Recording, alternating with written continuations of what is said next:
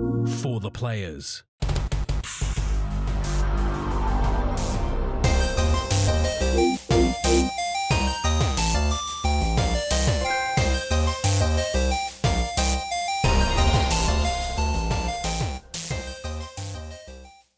I'm Ryan Betson.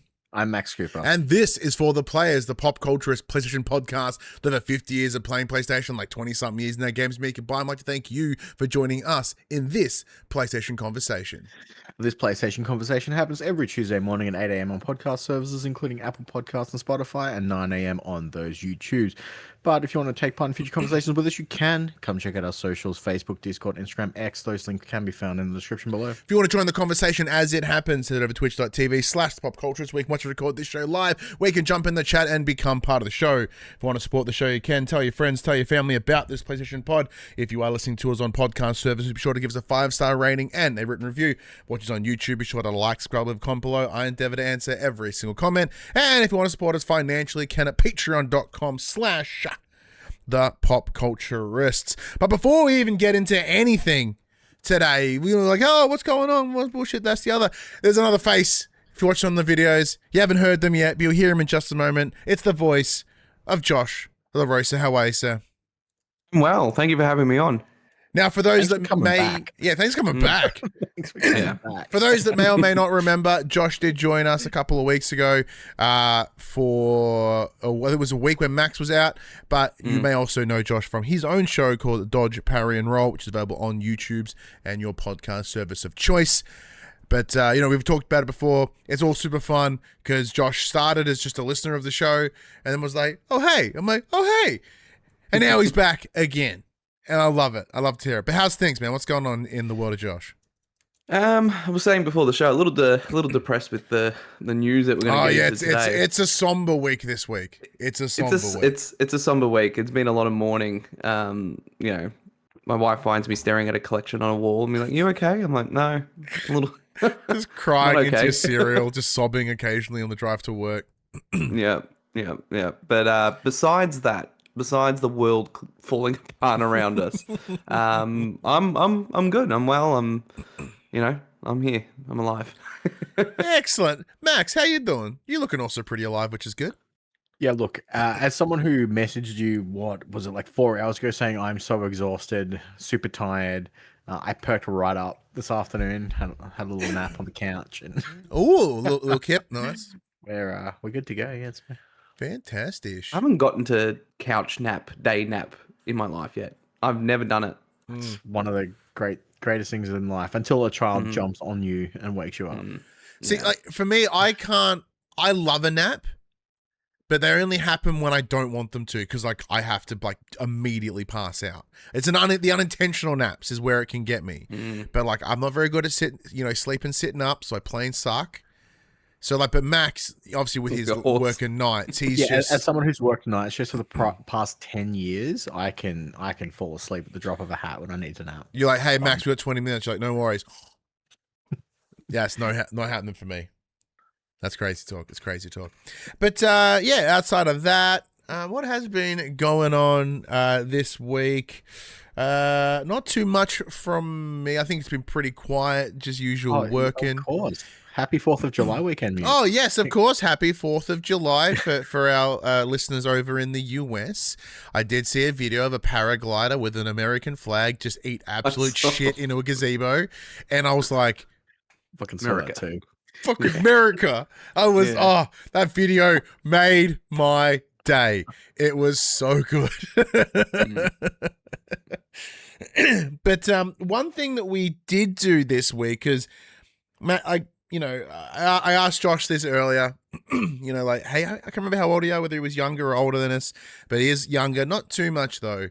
But Max, you and I got to relive some of our youth, some of our early 20s, and for me, it's kind of almost a lot of my entire life. I was a bit confused as to where you were going with this, but I've clicked in now. Yeah, so the reason I checked with the age is because I was wondering whether Josh would be on the same vibe as us, but this week, Josh seems a lot more mature than what we are. That's absolutely true. Easy. As a 37-year-old man, I was like, poo jokes.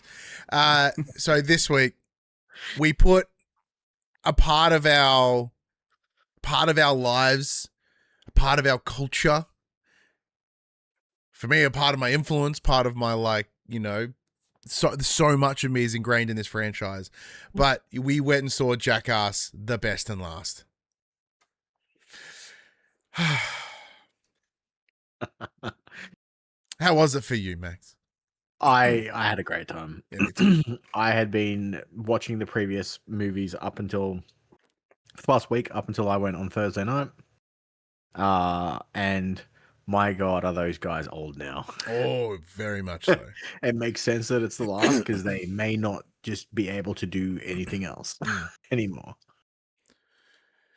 But it was good. It was a nice throwback to their history, how it all started. We got to see some footage that we had never seen before, some very old footage. We got to see some stuff that was, their best of, and some new stuff, and it was all absolutely wonderful. Are you a Jackass fan, Josh? Was that ever in your vicinity? He's more mature than what we are. No. I saw the one where he farted into like a mask that the other guy was wearing. And I'm not. But I'm like 94, right? So I'm a few years younger than you guys, but never went through the Jackass phase. No. Yeah, I think you may have just been like those couple of years younger may have just made it quite a strong line. So how did you feel? Like I always have this thing where I watch or rewatch something and then it's like they've come back and they're like 20 years older or 30 years older. Does it feel the same, or do you kind of feel like I have a way of explaining it for me. Years older. Was your showing filled with underage kids? Oh, dude! Oh my God! Okay, all right. Holy shit! I had like a row of 12-year-olds behind me. I'm like, you should not be in here. This is the thing. So we were in line, to go to get our tickets and our popcorn and stuff. It was myself and my good friend Craig, and we're just standing there chatting, and then we hear behind us 3 kids that are definitely under 15, and they are actively trying to plan how to get in and to see whether they would get in. And at no point have I looked behind me because I'm like, okay, how young are these kids? Like, I want to wait till I get to the end. They even made some joke like, maybe what if we get someone to like buy us tickets so they could think they're a dad or a friend or something? I'm like, okay, cool. And you were like, pick me. And I was like, all right, if they ask, I'd do it because fuck yeah, it's and a nice bit of memory. That's kind of how I saw it the first time. And then you turn around and be like, but I would hope that someone wouldn't do that to my son. So maybe I should. Yeah, because James would ask me, I'd just buy a ticket for him. So yeah, that was very fun. And then as I got to the popcorn, I turned around and cool God, they were not going to get in. Oh, there were some young looking kids. Like I hope they did, but it didn't look promising for them. But excuse me. To answer your question, Josh, about the what's it like seeing them 20 years later, or knowing that they've been going for 25 years. Watching the movie, it was actually quite confronting. Not in like a really bad way, but in a way that I'm like going, oh, I watched this when I was a kid in like my formative years, and it's now putting a close on that because there was always hope that there was something new, something extra, there'd be another one. And I'm very aware in a very parasocial way, I have a massive connection to these guys. I grew up in, rural metro Victoria. My throat is just absolutely clanked today. You're emotional. It's okay. I know. I look, I am, but this is not why. I grew up in like rural metro Victoria.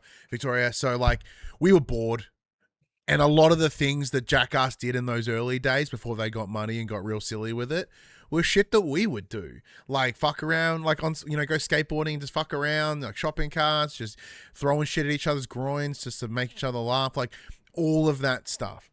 So in a lot of ways, it was like nice in that it matched some of the friendship energy that I had, but it also, and didn't know that at the time, but as a neurodivergent teenager who struggled to find their space in the world, it was nice to have something to watch where the people in it were unapologetically themselves, and a lot of the things that make them who they are part of the things that I struggled with, you know, whether it's like the energy, you know, like just all the things, like it captured something about a very particular subculture, you know what I mean? And yeah, so there's something about it really sung to me. And then musically as well, it's a big influence. Hence, like, I've literally got, you know, the heartogram tattooed on my wrist. That is both for the band, which is a band that, you know, Bam Margera was a big fan of. It was a big introducer into the world, which is how I learned about it. Oh, thank you for the big glass of water from my lovely partner, Phoebe. He's like, stop coughing. She's like, shut the fuck up. You're blowing out the speakers. Yeah, so like a lot of that plays into what shaped me in the same way that Kevin Smith from Clerks fame is another in person that shaped a big part of my life. There are a couple of pivot people in my journey that have influenced me. One of the first ones is like Robin Williams, and then it goes into like Bam Margera, then it goes into Kevin Smith, and then it goes into like Greg Miller and Colin Moriarty. You know what I mean? Like, if I think about key people that have shaped the path, that have influenced the path of my life, that's them. So watching this in the cinema again, because I've seen all of them in the theater, so it was a nice trip down memory lane for myself as well. And it was like watching a bunch of my friends. So, you know, because I didn't have my place in the world, I used to watch these videos all the time. I watched all of Jackass, CKY, Viva La Bam, Wild Boys, Dudesons, Dirty Sands, like anything that was remotely connected. So I did build a very strong parasocial relationship to them. So like when Ryan Dunn passed, like it genuinely upset me. And, you know, yeah, going to that movie again and seeing Ryan and seeing Bam treated with respect, even though he's done nothing to earn it, to, you know, over the last couple of years, especially with that crew, you know, it was in the same way that they were putting a full stop on their journey and their career. It to me, it feels like it's putting a full stop on a part of my life. You know what I mean? And that's probably been the weirdest part for me. And I'm very aware that I'm talking about movies where people just get hit in the groin and like vomit and poop happens, and like it's very. I've discovered recently, I was watching something and they explained what, like my absolute love, like the way I enjoy art is it was like sincerity and silly or something, with the idea like it's why I love Community. It's why I love Big Mouth, which I'm really enjoying at the moment. You know, there's all these things that seem really crude, abrupt, and abrasive, but underneath it, there is such a heart. There is such a connection. And I think that's where I come in with Jackass. But obviously Max is very, very different. I think, you know, because you got into Nitro Circus, which is adjacent to Jackass as well. Yeah, so because obviously a lot of their stuff was on cable and stuff to begin with, and I wasn't a cable kid. But yeah, I entered it through that side for like sports entertainment, not your sports entertainment, real sports entertainment. And then I found them that way. But yeah, I mean it is nice to see them get to do all the things that they originally wanted to do that MTV's like, it's probably not a good idea to put on TV. It's like, and it's cool that their legacy still exists today with kids of the age we were when we first were introduced to them. It just goes to show that, you know, dick jokes will stand the test of time. Oh, forever. Forever. Yeah. Yeah. Because at heart, we are all children sometimes. And I think, yeah. And I do think that's a big part of it as well. Like, it, you know, it's... we can think about it that the influence of Jackass on culture at large is pretty massive. Like, granted, it sort of invigorated the angry suburban white kid energy, which coincidentally is entirely my space. But but you know, like we a lot of what's YouTube content now started from Jackass, except they all made it worse because like prank content started with Jackass, yes, but they were all the pranks they did were observational to the public. They didn't involve the public. They didn't fucking, you know. There's a line. But it did feel like a bit of closure in a big part of my life, and we'll get to some more closure of parts of our lives in a little bit. But is there anything else that's been of note? Because I think that's my big thing for the week, which is going to the pictures twice in 2 weeks. I'm a teenager all over again. Life's good. Yeah. The only other thing that really happened for me was my parents came down for a surprise visit to have a look at a house that they're potentially buying. So they got to see. I don't think it helped them, but I took the kids up with me to go look at the house, so they got to see their grandkids play in what could possibly be their future house. And the kids are just fucking rolling down the stairs like absolute maniacs. And dad was just like, "Yeah, this is the place." And I think he's going to be heartbroken if they can't get it. I think. Are they close to you currently, or no? Oh no, they live on the other side of the country. Okay, so it's a real surprise visit. Unlike when my family visits, like a visit, surprise. Like it's like we're here again. Yeah, we knew they had been looking at buying a house down here, and they just turned around and said, "We are flying down tomorrow. We'll be there for the weekend to have a look at the house we are potentially buying that we're put a deposit on and all this stuff." So they flew in Thursday. We saw the house Friday. They stayed with us Saturday, and I took them to the airport today. Like it was a super quick trip. But the kids have like. My son hates people, okay? Like, and only in the recent, I want to say like a week or two, will he, like we video chat all the time with my parents. And only recently will he actually have a conversation with my mother on the phone. Like he'll take my phone, go play out in the toy room and be like, "Look what I'm doing." So it was good to have, he got really excited. What was his response when he's like, "Oh my God, the phone lady's here"? Well, like normally he's very standoffish, but he just ran straight over and gave her a hug, and then she melted because she's like, "Oh," and then he saw Dad and he's like, "Nope." But yeah, it was funny. So it'll be nice to have them back. The kids will get to be able to see their grandparents a little bit more often. Yeah, it's important. So hopefully everything goes well for them. They've just got so many ducks to put in a fucking line to get this to happen. Because they planned for this to happen next Christmas. The original plan was next Christmas they were going to move down, then all of a sudden it was this Christmas, and then all of a sudden they're like, "Hey, we've put a deposit on the house, let's see what happens."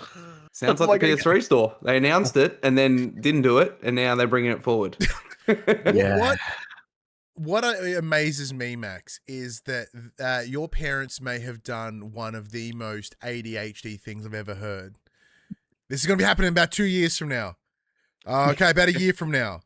Yeah, they've already done it. Like, like it's good to know that your genetics match. It makes sense. But what about yourself, Josh? Anything happening in your side of life? No, it's been a relatively quiet week here. We're doing potty training at home. So my son Nathan we're attempting to potty train. So it just involves a lot of waiting around. Him running around butt naked. I was going to say, which method are you doing? He's just starkers all the time and just like, "Hey, man, So we got 2 boys. Jordan's only 5 months, so he's got a long way to go. But Nathan's turning 3 in August, and we're about 3 weeks in to the toilet training, and we have to go butt naked. So we're just doing that, and it's slowly getting there. I don't know how long this is supposed to take. But he's just we've got to start doing all the time. We've got to start doing it soon because Ollie will be 3 in October. Yeah, but we had his sister toilet trained in a weekend. Super easy. She was super easy. Yeah, but dudes just want to piss everywhere. We just talked about Jackass, right? Like we want to piss. Ollie doesn't really talk yet, so it's a mystery as to when things happen. Because he's also not one of those kids who's like, "I'm gonna go poop now, so don't look at me. I'm gonna go to a different room." He could be playing with you and just doing it. Yeah, Nathan's like that too. He's got no shame, and exactly. no shame. And whatever. Yeah, he's just like, hey, look what I'm doing. But it's more like that has become our week because we're like, we're not going to leave the house because it becomes a bit tricky to take the potty and the nappy and do all that. So we're like, we're just going to stay home and like get through this together. And you also can't mix message him and be like, okay, while we're at home, you're naked. Yeah, and when we're out, you can put this on just in case things happen. And he's already confused. He's got me as a father, so he's already going like, no, this doesn't seem right. I'm like, I think so. We'll just work our way through it. Whatever feels right in the moment, we'll just go with that. But he's getting there. But it just means like that's been me and my wife's day and weeks. It's just like hovering around the living room, around this potty. Are you at least in a carpeted house, or is it floorboards? Is it an easy cleanup? When Yeah, accidents we've got floorboards throughout the house except for the bedroom, so they're carpeted. So all the it's bedrooms just- are locked, and it's like stay in the lounge room and. yeah. So that's fun. See, this Just- is handy because obviously we've got new babies coming soon. I do obviously have a couple of years up my sleeve to remember how to do this, but that it also the problem is I don't remember when I did it for James. Like my kid's 10, and I couldn't tell you when I did it, how we did it. Yeah, he's still not toilet trained. He's still Like, figuring I it think out. he uses the Goes toilet outside properly now. savage. So like, yeah, I'm looking at listening to this going, okay. I hope Phoebe's taking notes because I don't remember how to do it with James. Well, Question in the chat though. It's pretty Oh, big. in the around chat, Mute goes, do they fold or crumple the paper? Oh, I've never actually don't remember. You got babies fold. babies don't use paper. They've got Yeah. the wet wipes. Oh Yeah. yeah, it's true. You're the wipe. Yeah, Yeah. You you're are the wipe. Yeah. You do are they the fold? wipe. I don't know. Whatever I They feel like will- doing at the time. They will Yeah. take some form of position and wait for you to Yeah. clean the mess up. Yeah. Yeah, the answer is Sometimes fold it's though. The answer is fold. somewhat acceptable. Sometimes it's just fucking not at all. Yeah. And yeah. look, when it comes to parenting, there has also been times where the answer is just a shower. Oh, yeah, I've done that a few times. Yeah. It's like just get in the shower. Yep, Mm, that's the only one we're going to fix this. yeah. Sometimes get out the shower to then go back in if you know what I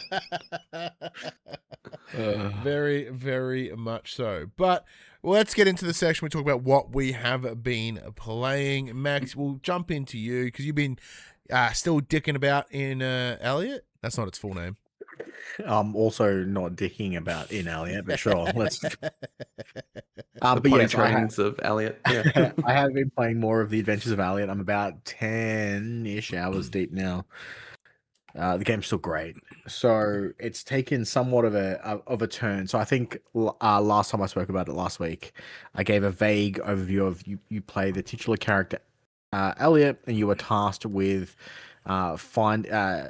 investigating some runes that have been known to essentially exert magical power. The king's told you, hey, go check this out for us. They're in the beast tribes. You're the only person who can get there safely because you're an adventurer. Go. So I've now done that, and it turns out that it is a time traveling portal. Now, I'm not normally one for time traveling games. I think it's a lazy trope. Really like it here. Good fun. So currently, I have drive-by shooting on, like, Marvel's Endgame, like, and Back to the Future, and Doctor Who. Max. So it plays like every other like alternate universe style thing. So where the map is essentially the same but with small differences. So you kind of know the layout of the world map as you're exploring. A lot of the caves and stuff are in the same position, no matter which point in time you're in, and you're essentially trying to solve the mystery or solve the puzzle of the curse that has bestowed your land by traveling further back in history to where it could possibly have originated from. So that's what I'm currently doing. I've unlocked a plethora of weapons that you have access to. It is still very much a Zelda-like game from like the era of the NES or the SNES. With the change up of you have access to what they refer to as magicite rocks, and you can craft them into, well, it's a gacha portion of the game, which is a little bit frustrating at times, but you spend it and you get a randomly assigned buff for some of the weapons you have, and then you equip those and they will change the way you can use those weapons, be it you deal more damage if you have above X health, or You can charge your super attacks faster. You are more likely to crit. You can get extra attacks, all of that fun stuff. And then you use those in conjunction to traverse the world and interact with the overworld, and then ultimately defeat bosses and continue through the quests as you go. I am really digging it. The story's interesting. They just pulled a Frozen on me. I have a feeling that my possible love interest is just frozen due to the curse, and I'm off trying to rescue her and find a cure for what ails her. But it's very much, if you were a fan of those old school Zelda style games, you're very much going to find a similar gameplay style here. I could be further in the story, but I constantly find myself going, "Ooh, I just unlocked a power that I could have used like 4 caves ago. I'm going to go back there and see if I can remember where that was, do the puzzle that I can now do, see what was in there," and it's usually a heart container that will give me more maximum HP. And nothing too terribly exciting, but I'm like, I have to do it, because a part of me is like, you'll forget if you don't go back there now. And then I spend 45 minutes trying to remember where it actually was on the map, whether I'm in the right timeline to do to do it. It's a bit confusing. The one saving grace is you can teleport, you can fast travel to any like safe zone, and the safe zones are in the same location across all 3 time zones essentially, and then you can use it to fast travel between the time zones as well. So you can very quickly change. You don't have to go to a specific point on the map once you've explored a little bit, which is nice. It's still that, HD 2D style gameplay of Octopath Traveler, Bravely Default. It is by those guys, and it's absolutely fantastic. I have to try the multiplayer mode. You gain access to a fairy companion, which is how you use your essential magical powers, and that character can be controlled by a second player. So I'd love to try and get Hadley involved. And have her, because the fairy can, like, you can run into enemies and stun them, so you can go and attack them and whatnot, which is good fun. So it's hard. It's sometimes hard to focus on doing 2 things at once, because you have free movement of that character at the same time as you have free movement of Elliot. Because it runs off the right thumbstick is where you control your companion to go. They can pick up items for you and stuff like that. That way you can kind of stay out of the danger of the enemies that will come and attack you. But yeah, I'm absolutely adoring the game, and I'm probably going to dive back into it as soon as we finish recording this. Yeah, and that code was provided again by Bandai Australia. So thank you again for that. Yeah, it's interesting. Like, it doesn't really sound like a Betson game at all, which is fine. No, it's interesting you mentioned the that whenever that Metroidvania moment thing happens, like that's every game. I'm like, oh, I gotta go back. Yeah, I have to, and then I'll be like, oh, I'm in the wrong cave. Yeah. But I can clearly do something here, but not yet. Yeah. Then I'm going to mark it down. You can place, I'm pretty sure you can place a pin on the map, so you can be like, I'll come back here later. But for anyone that may have listened to Dodge, Parry, Roll, # shameless plug again, this does sound like a Josh game. Yeah, it does. I hadn't planned on playing it. I kind of like to spread out my like HD 2D games. I mean, in October, we got Final Fantasy Resonance launching, which is probably where I'm going to dive in. Yeah. So that looks great. But this is probably something I would like to play potentially on the portal. But yeah, it's on the list. I first played it on the Switch when the demo came out. It was a demo, yeah. And then from there, obviously I'm playing it on PlayStation 5 now. Brilliant. Yeah, so maybe I'm gonna get to it at some point. Very nice, but if you are a fan of like old school Zelda games, it is a very easy recommend. Yeah. I think I knew I would like it. The time traveling bit, because I did see that, I think, in one of the last trailers. As soon as it like flashed to the future, I'm like, it is a trope that I normally hate. I find it to be, and like Final Fantasy VIII is one of my favorite games, and I hated the fact that they did time travel in that too. I'm just like, why? Yeah, I tend to find the trope very lazy and uninspired. Yeah, me too. But they use it very well here, I must admit. It has won me over a little bit. Nice. Well, look, although that one may not have been a Betson game, I have played what may be just a Betson game weekend. If I'm being honest. It all started when I finally finished all story missions in House Flipper 2 this week. Oh, nice. What an achievement. It continues to just be like that game where I go, hey, here's a checklist of things. You want us in your podcast? I'm like, fuck it, damn right I do. And then I just fix some fucker's house. Like, oh, this house is a shithole. Not anymore, it isn't. It's schmick now. Are the colors good? Don't know. I'm shade colorblind. This is fun. I'll just go with whatever color they tell me. Does it make sense? I don't know. But that tree's gone. That's good.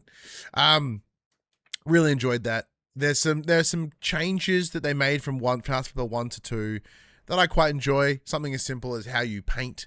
Previously, everything was done in like a column, and you'd highlight the wall and it would do it in a column, where now you can literally free tape a space and go wherever and it'll be fine. It's a little small detail, but it's fun. And then I went into a different game. So I won't talk about it too much here, but it is quite a fun game. Mecha Chameleon. I'm sure you guys have seen that across social media. You've joined the viral online community. My son, like with my son James living with his mum, I always try to find ways for us to remain connected even when he's not with me all the time, and that has become playing friend slot games. So like we Smash Peak, we've done the one where you little those robots that go really small, that one. We've done a bunch of them, and of course Gambling with Friends. Yeah, that one. Yeah, one called Buckshot, which is just rule out with a shotgun. So on a scale of like me to Bob Ross, how good are you at? Oh, me, I am Deadpool Bob Ross. Once again, shade colorblind. So when the game's like, I feel, no offense, but I feel like your color blindness shouldn't affect it because you're matching the color that you can already see in the background anyway. Apparently, every time James walks up to me and goes, "That's the wrong color," I'm like, oh, oops. You just match the wrong colorblind color. Clearly, I am. I don't fucking know. But like, my colorblindness isn't that bad. It's just whatever. Either way, it's fun for he and I. What started as him just sort of hiding in really kind of vague spots and painting himself one color, he started like stepping up and painting himself like a wall and trying to get creative with it, and that was fun because we would try to like genuinely hunt for each other, but it's also quite silly, and if we do find each other, it's like, oh, hang on, maybe if you tried this, and we might quickly readjust, and like that's the one.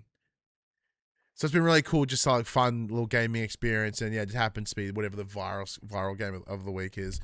But the other one that I've been playing with Phoebe is we wrapped it in what, just over 5 and a bit hours, and that 5 and a bit hours went so damn quick.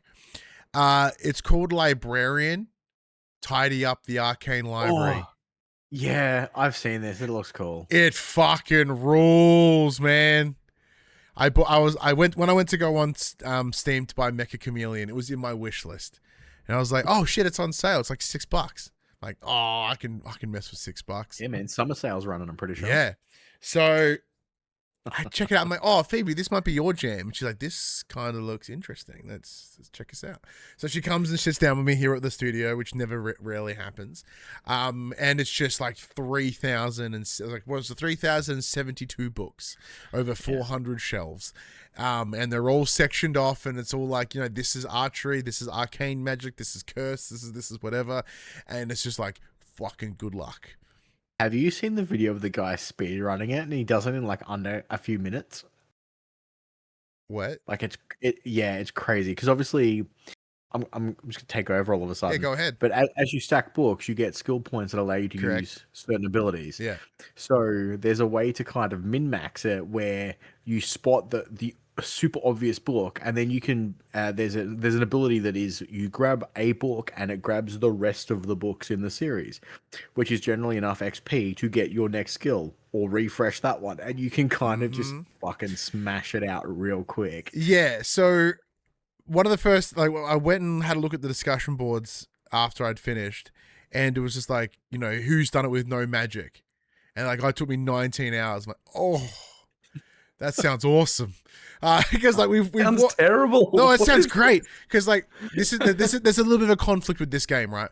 In that you go in and it's just simply, where do I start? And you just grab something and you start sussing it out. And then, as Max said, every time you complete a shelf, like not a set, like a shelf, like a, you know, say if it's 3 books, 5 books, 10 books, boom, done. You get that's what contributes to your skill points. So very quickly you start building it up if you're doing it properly. Like, unlike myself, who's like, oh, that one, oh, what's that book? Oh, one goes over there. Okay, cool. And then so I've got a lot of like half completed shelves everywhere. I'm like, this is taking time. Okay, I can work with this though because I'm enjoying it. And then once I realize that I fill a shelf, you know, skill check. I'm like, oh, okay. All right, now I know what I got to do. Cool. So I then proceed to do that. And then, as you mentioned, there are like what are called 5 major skills. The first one is that it will reorder the books you have in your hand into numerical values. So like 1, 2, 3, 4, 5, 6, you know, yeah. The second is it allows you to see which shelf the book on the top of your stack is from. The third one is if you hold a book and you press 3, you'll see all the books that are the set. So they all highlight, and you've got time to run and grab them. And obviously, time progresses as the more you upgrade it. The fourth one is it'll load the shelves automatically with the stack from your hand. You click, it's done. And 5 is I have this book. You press 5 on your thing, and it just brings every book that's in that. So it goes thunk, and you go, all right, boom. And then that starts as like 2 books. Then it's pretty much if you just find one and press it, you may get the entire set just flung at you immediately. So that's when I say like, 19 hours would have been cool, because once the enjoyment that I had at the beginning was, what's this book called? When it got too easy and you didn't have to look at the book. It got so easy. Because I'm like, part of the fun was like reading the names of the silly books and then trying to guess where they would go. And then once the skill points started raking in and I started getting all these magic skills, I'm like, I'm just tearing through this. And then there was like 4 minor skills that you get from finding keys throughout the level. I forgot that I couldn't where to find the keys. So it wasn't until I had like 3 books left that I could found one of the keys and went, Oh, yeah. Because there's this 4 random chests just in the library. So I grabbed the first one, opened, I was like, I can now sprint in the library. That would have been helpful. This is why I can't get with PC gaming. Yeah. I am so far beyond that world where it's like... I would have played this on console as well, just because it's not on console. You might as well just do some chores around the house. Yeah, but... It just sounds like what I do out here, like pack up Nathan's toys and put them all... Absolutely, but... This is the thing. As someone whose brain literally does not like correctly function in those reward systems, in a lot of ways, it's kind of my brain. I'm trying to trick it into like enjoying mundane. I enjoy mundane tasks, but like if you gamify it, it's fun. So like even throughout the day, like I managed to like, you know, play games with my kid, or I'll also, you know, start to finish Librarian. But this weekend we did chores all weekend. Like we cleaned both bathrooms today. We did this, that, dun, dun, dun, dun, dun. We actually, it's almost like I played a cleaning game, got up, did some cleaning, came back, kept going. But like the reward of playing more cleaning game was helping me clean better. My brain's dumb, gents. It's fucked. But yeah, so like once it got too easy, I was like, that's a bummer. That's a shame. But yeah. So the other chest one was like, you can now jump. I'm like, that would have been very helpful, because I had to like, there's 2 floors that's like run up, run down the stairs. I could just leap over that barricade now. Wouldn't be a problem. And when it finished, it was like, congratulations, you're done. I was like, that was awesome. A little anticlimactic, but it was awesome. And Phoebe enjoyed it. She loved it. I could have, Max, had the perfect moment just to like fuck her day up. you know how when we were playing Blueprints back in the day, she's like, "Oh, I finished it. My bad." So like, she was like, "Oh, I'm gonna go make dinner. Don't finish it without me." I'm like, "Okay, cool." This is my time, I'm my like, chance. I had that moment. There was that moment where that little devil on my shoulder went, "You could get Blueprints. You could get Blueprints revenge right now." And then the other part of my shoulder was like, "She's currently making you dinner, dickhead. Don't fuck with a good thing." So Yeah, I chose not to, and we saw the ending together. That's nice. Well done. Was not Congratulations on being the bigger man. in my library. I don't think I could have. Yeah. I think I would have folded. I think I would have finished it. I would have finished the game. Yeah. Oh, what's this? Credits. Well, Yeah, you well, might do that. look, as the only person in this chat with an ex-wife, I think I'll learn not to do that one. Yeah. But yeah, so it has been mostly a weekend of my bullshit games. Like even the one I reviewed a little while ago called Cleaning Up. That's had a new string of trophies dropped with some extra levels. So I got the platinum on that bitch. Of course I want them other trophies. I also jumped into Drug Dealer Simulator 2, which is now on consoles as well. I did play it on PC back in the day, but I did get a code the other week. I'll talk more about that in a little bit. My only major feedback on that game at the moment is they should have increased the font in all the menus, because it's not a PC. You're not this close to the screen. You need, please, things be bigger. But yeah, other than that, what else? What about yourself, Josh? What have you been jamming? I've been dabbling. It's been an odd week with all the news. I've been a little down in the dumps. And I finished 007. I finished Mina the Hollower, which is probably my game of the year. How is that 007? I was actually talking today with Phoebe. I think the next game that I'm gonna properly jump onto, if we Halo, is probably gonna be Halo at the end of the month. But I'm thinking 007. Yeah, it's really good. I don't know if you've played their games, like the Hitman games that IO's done. It's not quite that. It's a mixture of that and Uncharted. And it doesn't quite lean in the Hitman kind of like super stealth realm, but it kind of layers on top of that with a lot of the Unchartedness.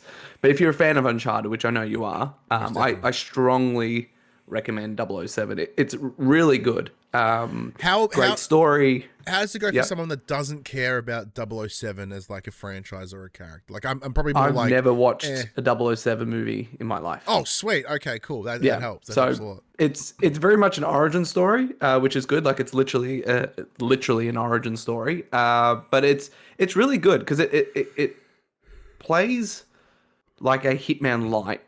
So it's not so much focus on stealth. You'll make plenty of mistakes. The game's actually made for you to make mistakes.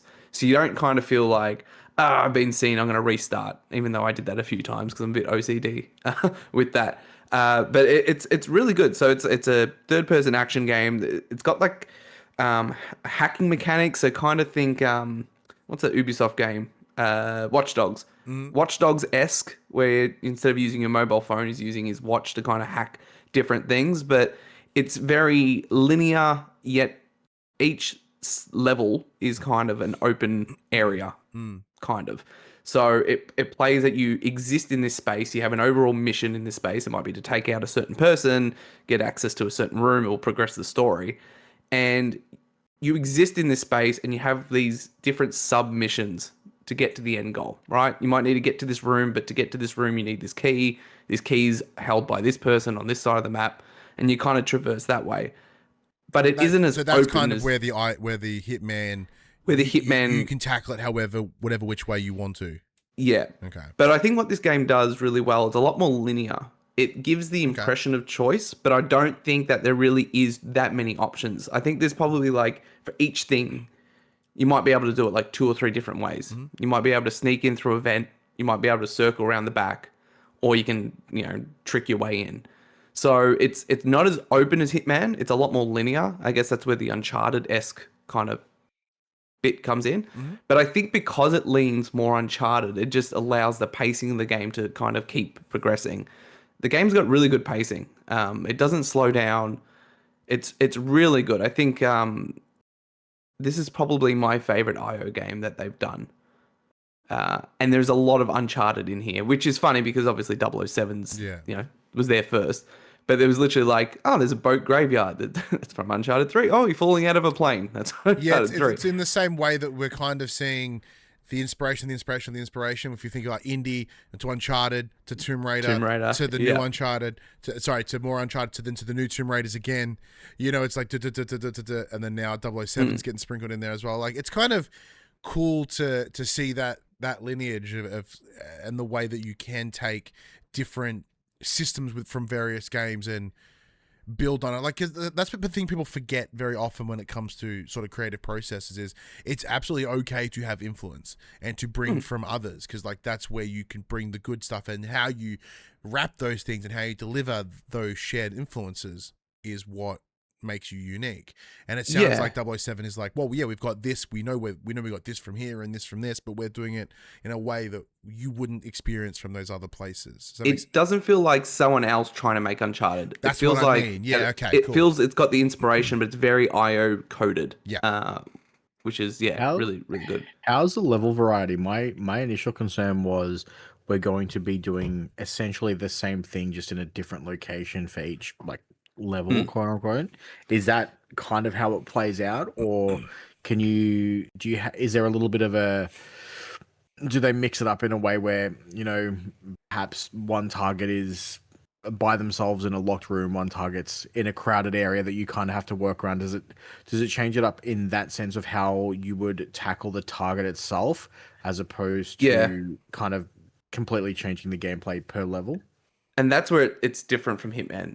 And it plays more like a linear Uncharted type game, where the story itself doesn't do the whole, hey, here's your target, you need to get in. There's a story that you're going through. Set pieces per se, as opposed to... so you're progressing. So when you see similarities, there is like a lot of like, hey, you can't access this room, you need to go do this first, this room's locked, you need to... Like, that stuff's from Hitman, but in terms of like the way that the story progresses and the end goal of each mission, it isn't take out this target. Like that might be one of the missions in the entire game.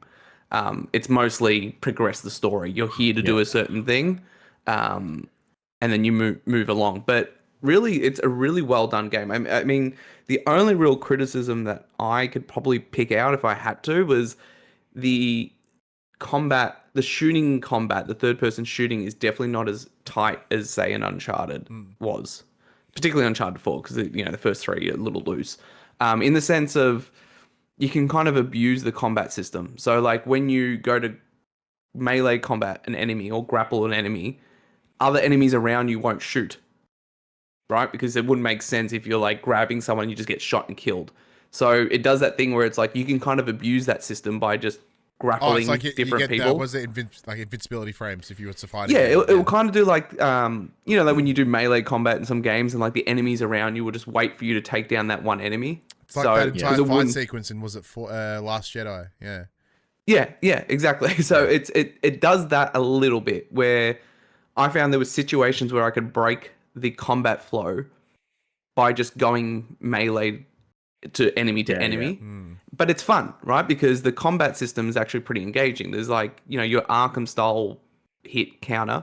There's grappling. There's kind of bashing enemies. There's a whole bunch of different things you can do, but you can abuse it.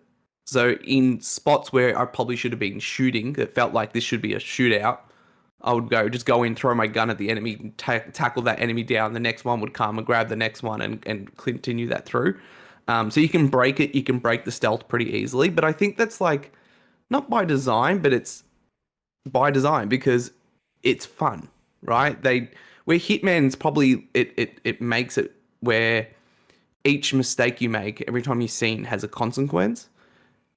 You're not 007. You're 007 in this circumstance. Like, you're an action hero, so you don't feel like, oh, I've ruined it, let's restart. You can actually continue and keep the flow going. So strongly recommend. I mean, for me, it's probably a top 3 game of the year so far. Strongly recommend. You mentioned a lot of like mechanics and systems, like, but how is that story? It is an origin story, and how many different ways like, I know they've not ever really tackled 007's James Bond's origin story, because there's that belief that it's more of a code name rather than an individual person. How did the story handle the character? Like, did it make you go, "Oh, I should watch more James Bond movies"? Yeah, it did a really good job because it set it in modern times. So it's not an origin story as if this is a character that's existed before. It's kind of like if James Bond happened today in 2026 in modern times, how would that play out? So it does it in a very modern way, which is great. It has a really good opening too. Like the opening kind of training portion that James goes through is really well done. And yeah, I mean, there's not too much negative to say about it. I just feel like they really modernized the character. Like, it doesn't feel like he's a relic. It feels like, this could be the only 007 ever, and it wouldn't feel weird, if that makes sense. Yeah. It doesn't feel tethered to the past in any way. Did you play it on a PS5 or a Pro? Base PS5. How'd it look? No hitching, no No, smooth? ran perfectly fine. Yeah. Fantastic. On disc, of course. Oh. Well, let's just get into that then. Let's jump in the section we call Inform the Players. We tell you about what happened this week in PlayStation. Max, we brought Josh in here for a reason this week. Not just because we want to chat to him, because that is certainly a big part of it. But the other part is this. So do you want me to just run through a few of these stories and then we'll just tackle them as a whole? Yeah, cool. So the big one, obviously, is Sony has announced it will stop manufacturing physical game discs for all new PlayStation releases from January 2028. After this date, new games will only be available via the PlayStation Store or at retailers in a digital format. Sony cited that 85% of game purchases on PlayStation are already digital as justification for the move. GTA 6 has set the precedent, released with a download code in a box rather than a physical disc. And the transition is described as, quote, a natural direction to align with consumer trends towards digital media. On the back of this, Sony has privately communicated to publishers that reorders of existing PlayStation disc games will still be possible after January 2028. Sony will retain some reduced manufacturing capacity beyond the cutoff date to fulfill these reorders. The information has come from a private Sony message to a publisher and developer partner shared by GameFile's Stephen Totillo. While this is a small reprieve, production is expected to be dramatically reduced and no new game titles will be pressed to disc. On the back of this also, Sony has limited the sales of the optional PlayStation 5 disc drive accessory to one person on the PlayStation Direct store. One per person, sorry. Sony officially cited, quote, high demand as the reason, possibly linked to the announcement of the end of physical games. The PS5 disc drive product page now features a warning noting that new games will only be available digitally from January 2028. The limit may have been in place prior to the announcement, raising questions about whether scalpers had already anticipated the high demand. Following the physical games announcement, Sony went silent on all social media platforms. Sony's ex-post about the decision received a community note reading, quote, digital purchases grant a revocable license to access content, not ownership. Sony recently removed hundreds of purchased Studio Canal movies from libraries due to licensing, end quote. Fans are furious over concerns around ownership versus licensing, the loss of secondhand markets, and offline access. This is Sony's second social media hiatus of the year. The first followed the closure of Bluepoint Games. And I think that is pretty much everything. Okay, so firstly, I do believe and they are keeping everyone employed at the manufacturing facility. They're just moving them to make micro lenses. Micro lenses, yeah. Yeah. So, I think the disk drive restrictions may already have been in place because I remember there was a genuine shortage of them. And I think with that in mind, they're like, okay, you get one. I don't see that as reflective, although it does look very bad from a timing perspective. Well, let's jump into the chat. So I will quickly I will also quickly add that Sean Layden also commented, quote, a fairly dramatic decision, and admitted that he had no idea it was going to happen. He believes the decision was driven purely by financial data, describing it as a straight spreadsheet decision. And they also, where was it? Sony stock closed 3.2% higher on the day of the all-digital announcement. Investors are attracted to the move because it forces consumers to buy through Sony's own storefront, eliminating resale and second-hand markets, making them more money. So in the chat, S Marky 9 has jumped in and said, "I'm 45 now. This news makes me feel like I will be done with gaming by the time I'm 50." So we'll go to you, Josh. Where are you, we brought you on for a reason, and because you have a different experience to when it comes to, like, Max and I'll talk about the way we play games, but this impacts you heavily. Yeah, definitely. And I think there's a lot of threads and a lot of different ways you can tackle this topic, right? There's the business realities of let's what go personal, and then we'll go personal dive into first? its pillars. Yeah. Yeah. Personally, for me, this one hit home like a brick. Like I ran right into a brick wall. I am a physical gamer. I'm not a collector where I go out of my way to buy physical, like just to have games. Everything I kind of buy, I play. So this announcement felt sudden and too soon. Felt like it was about 10 years too soon. Physical gaming is still played by millions of people on PlayStation. There are markets across the world where digital games aren't a reasonable avenue, whether that be for internet connections, for pricing reasons, or for a multitude of different reasons. But personally, for me, when I saw this was met with just outrage. I was in bed when I saw this, and I yelled out like, "What the f?" Well, I don't know. I can swear, right? Yeah, I go can for swear it. here. Yeah, I was like, "What the fuck?" Yeah, of course. And This my show wife wouldn't came out. exist if I wasn't allowed to swear. I ask this every time, even though I hear you guys swear all the time. And my wife comes running out of the bathroom, like, "What's wrong?" And I'm like, I'm not even going to explain it to you because you could just be like, "What's your problem?" But it really like impacted me, and I think it's because I'm born in 1994, right? So I'm 31, turning 32. I'm from that era of physical games, and there's a long, like, there's a nostalgic connection to physical games for me. I enjoy the ability, just outside of the whole ownership and piece of the conversation. I still enjoy the experience of going and buying a physical disc, putting that physical disc in my console, and I find that my enjoyment of the game is cemented when I put that game on my shelf. You've only ever been a console player, haven't you? Yes, I've Okay. only, yeah. So my history is mostly on PlayStation. I've always owned a Nintendo, like, kind of secondary console Yeah. alongside my PlayStation, but I 98% of the time play on PlayStation.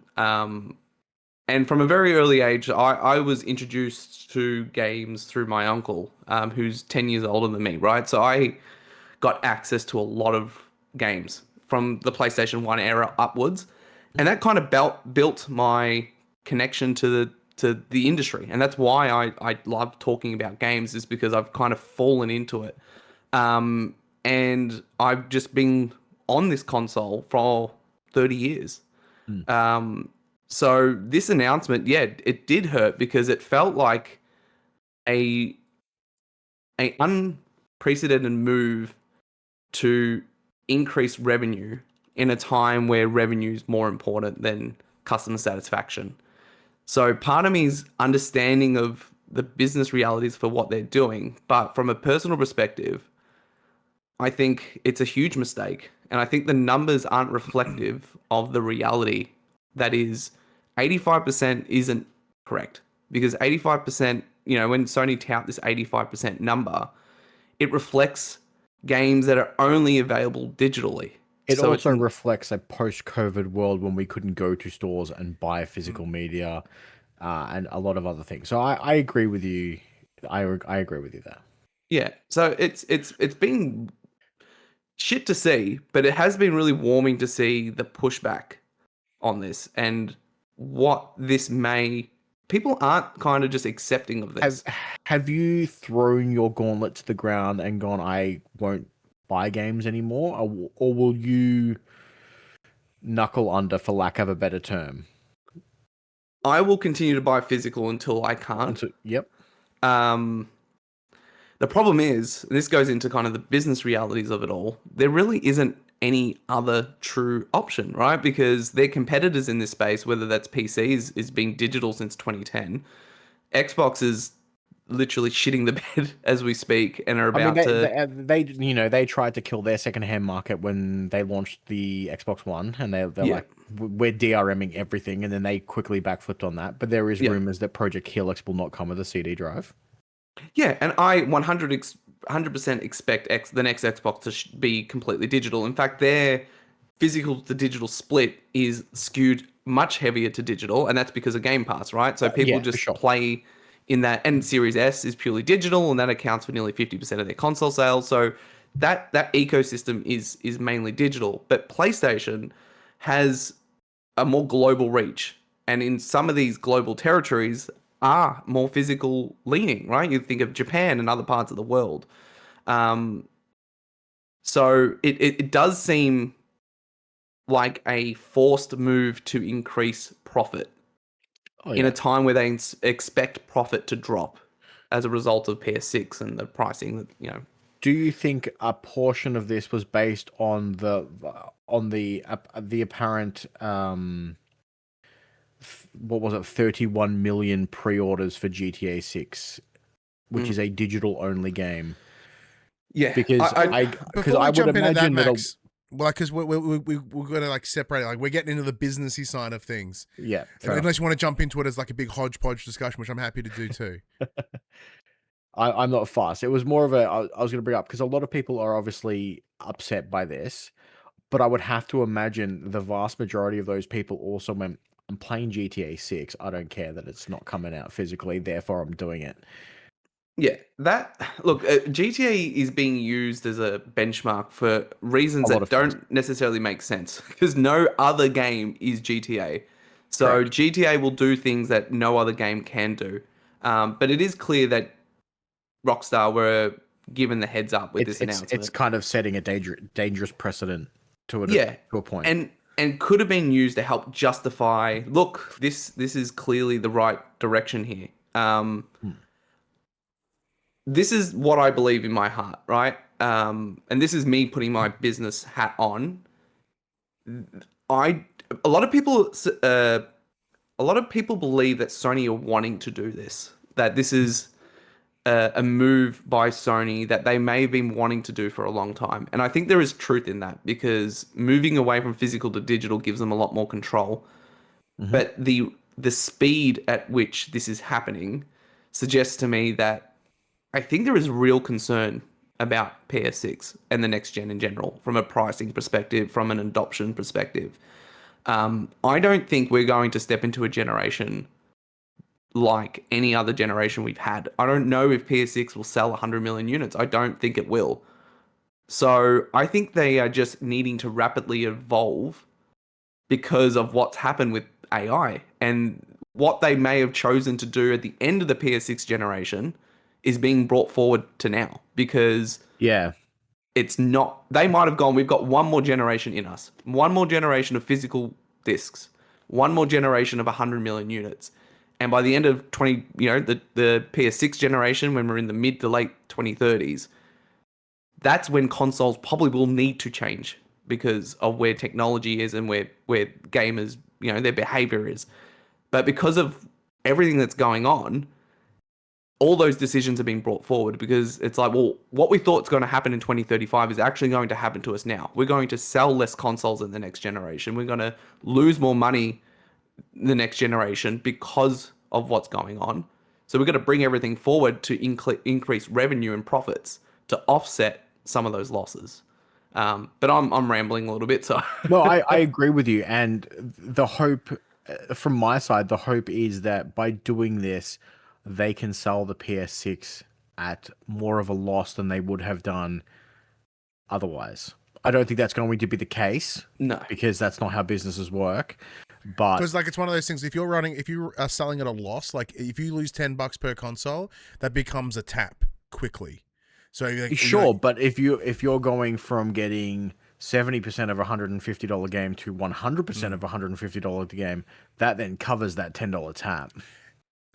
Yeah, fair bit. Yes, but there are I think Again, I know from a when the business perspective when the there, economics were a lot simpler, I would agree with you. But now with the rapid change in costs of everything and the future looking even more dubious from a tech side, like that equation is no longer as simple as pull from this bucket to pull over. And like, you know, other people have brought up the fact that you can, with the loss of physical media, there are less likely that consoles will be hackable now because there won't be that access that some disc games gave you. Well, yeah, and a recent example being the kernel Star Wars level game. crack from the Star Wars Racer Revenge PS4 disc. Yeah, I think there's like 10 different reasons why this is kind of happening. And I actually went back and was starting to read through their last investor call because I recall them kind of setting the seed for some of the stuff that happened as part of the announcement.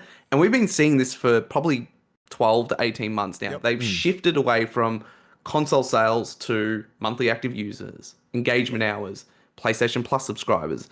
And that only happens when they're seeing the industry shift, right? And their growth strategy shifting from how many consoles can we sell to how do we maximize the lifetime value of each person that we have in our ecosystem. I think Greg Miller spoke about this as well. There was a point in time where gaming was always on the upwards trajectory.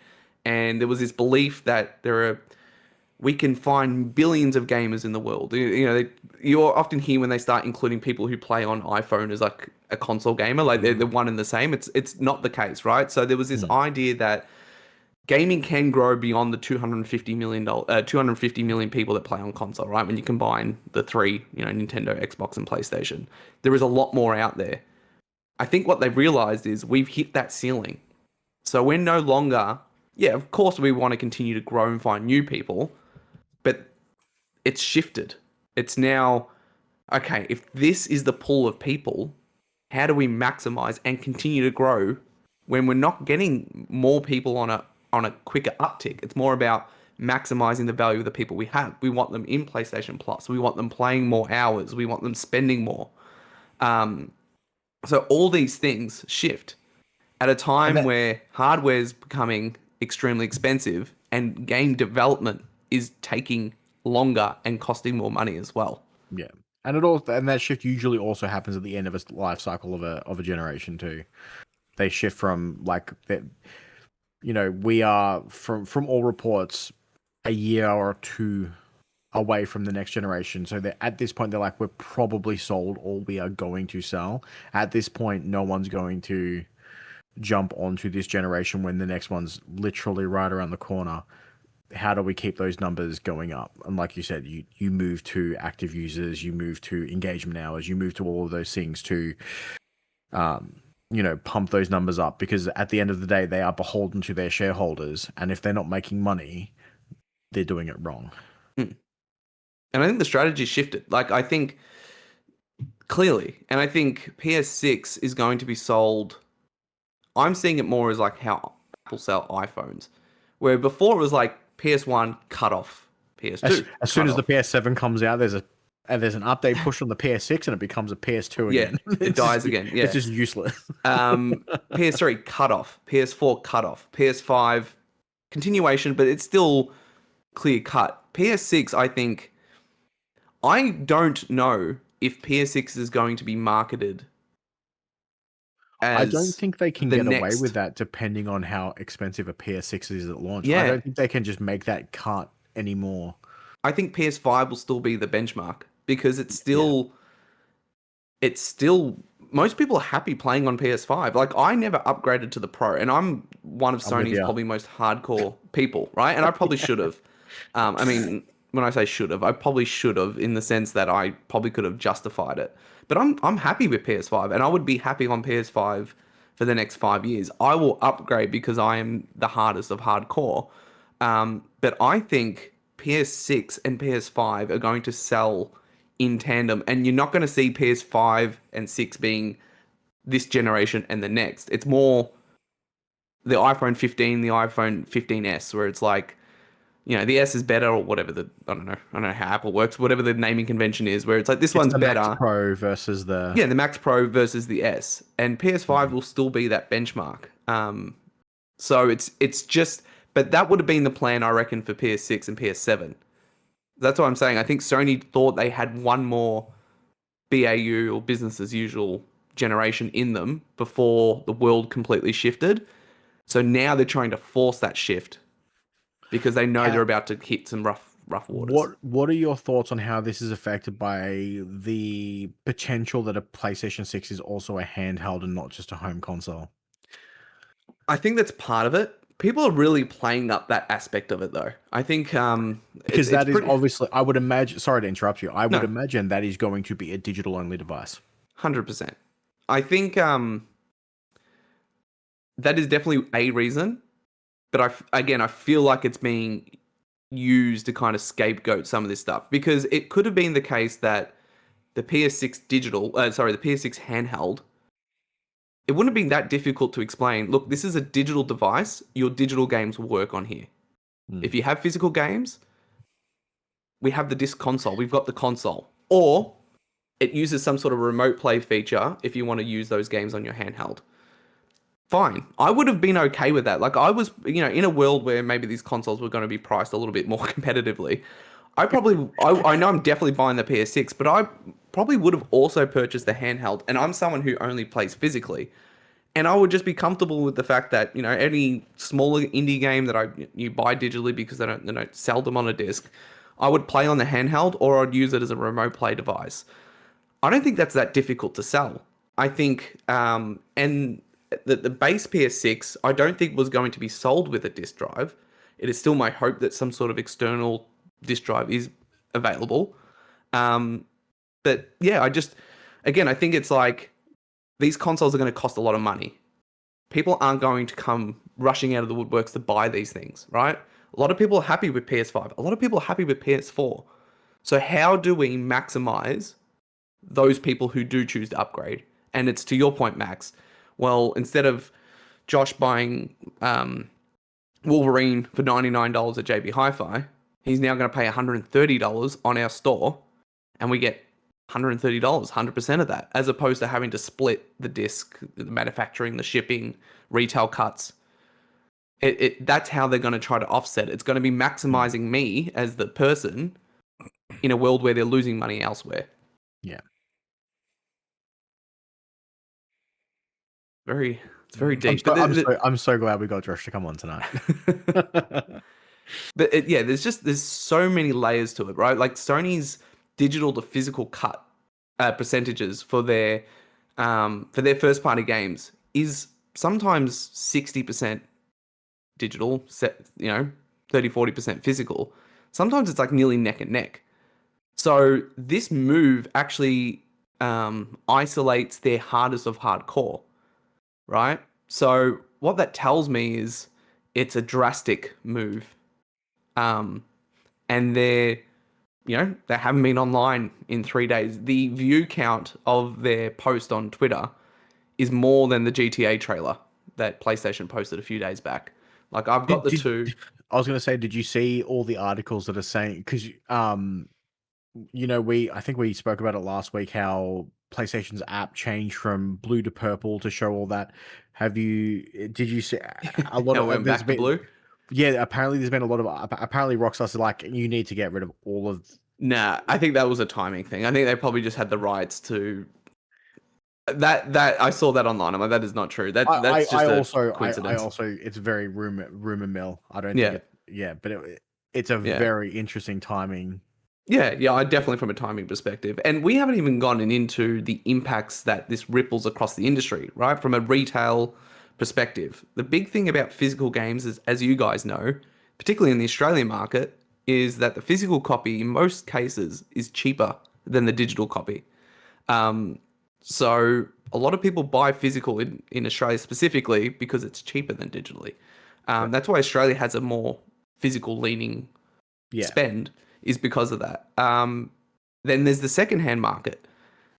The secondhand market was, I don't know if you guys remember, this would have been 2012, 2013. Do you remember the online pass that PlayStation did? I think The Last of Us had it. And the only reason I know The Last of Us had it is because I've been on my PS3 re-downloading everything. And it's like, Last of Us Network Pass. I'm like, oh, I remember this.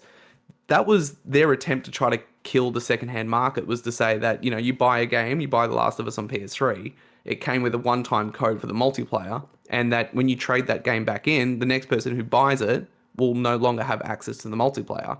And they would have to pay, I think it was $10 at the time, to rebuy the network pass to get access to online. So this is not the first time they've tried to kill secondhand markets.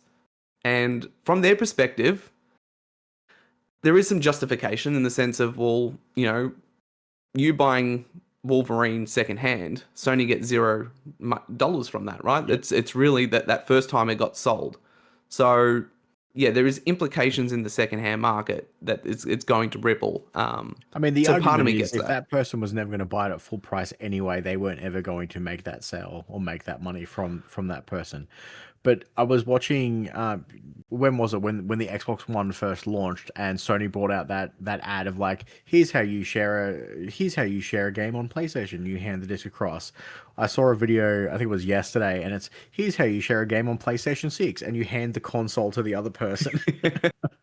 I don't know if you said there was an AI version of the video where Shuhei throws the disc at the wall and it's like, you know, fuck you, buy digital now. What if Sony comes out tomorrow and be like, hey, we're, you know, Nintendo's Game Pass, game share, we're going to do that. We will allow you to revoke your license for up to a week. You can give it to your friend, they can play it, and after a week it revokes on their console and comes back to you. And this is the major part, right?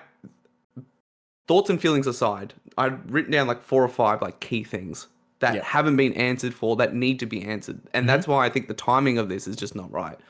The first one's probably a bit nostalgia baity. It is the culture, right? It does kill the culture.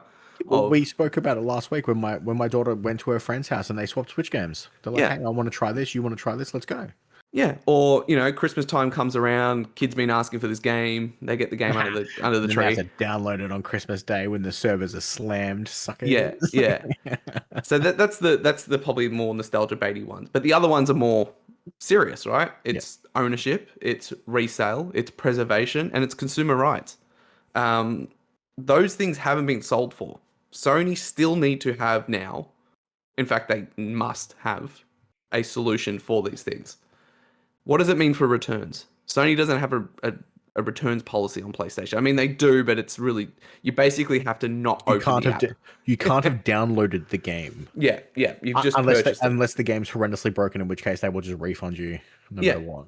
So a returns policy, an ability to trade digital games, right? Whether it's the digital key cards that Nintendo Switch has, where you can kind of go, I will lose access to this game for 30 days, give it to this person, they'll play it, and then it comes back.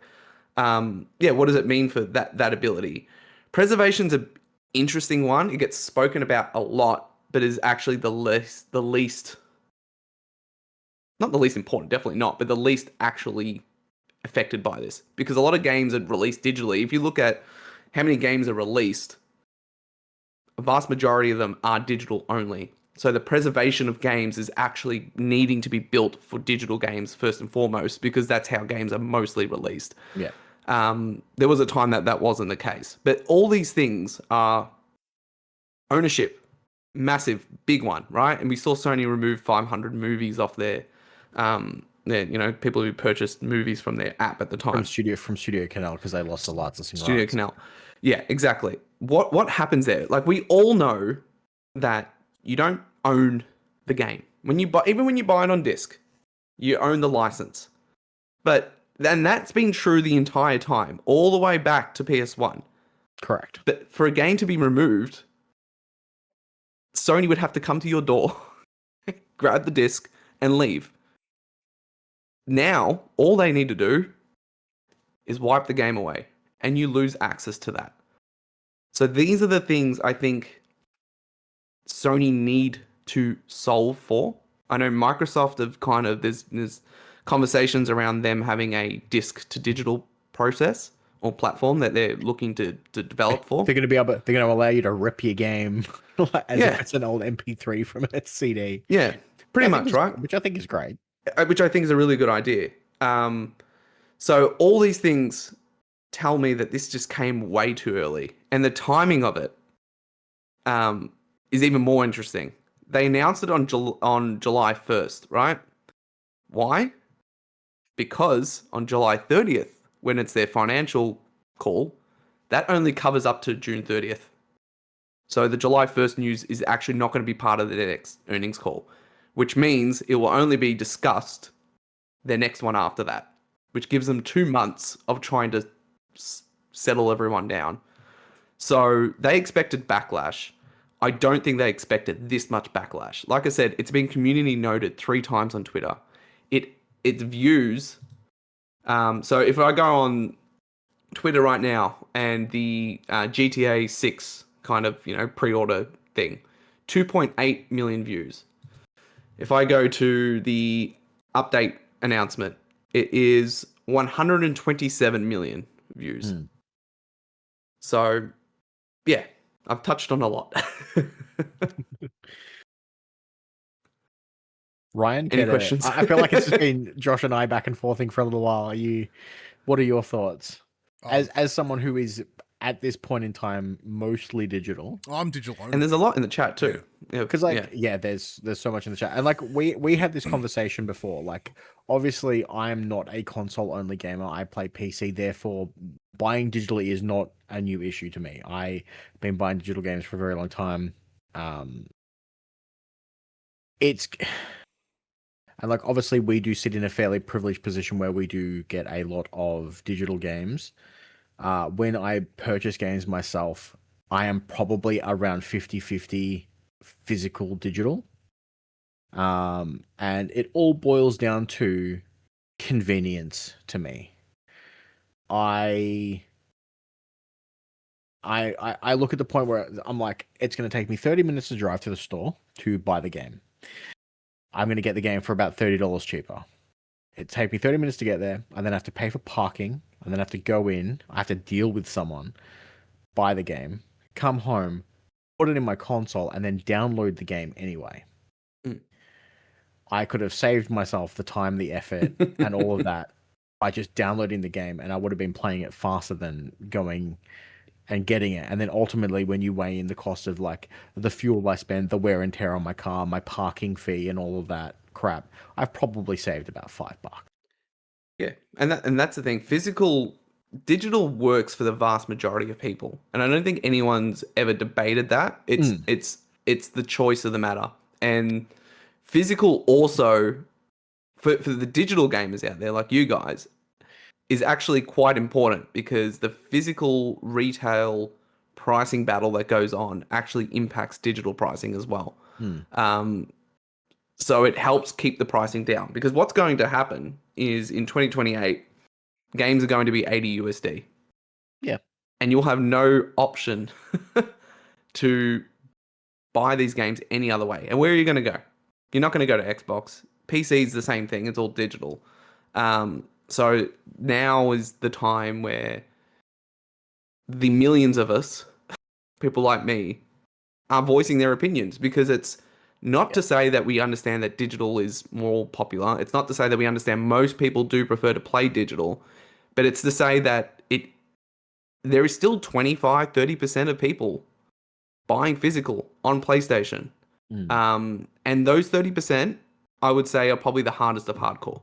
Because if you're the guy going to the store, getting the game, getting the disc, putting the disc on the case like I've got, you're probably proud of your hobby. You're probably someone who spends and plays a lot of games.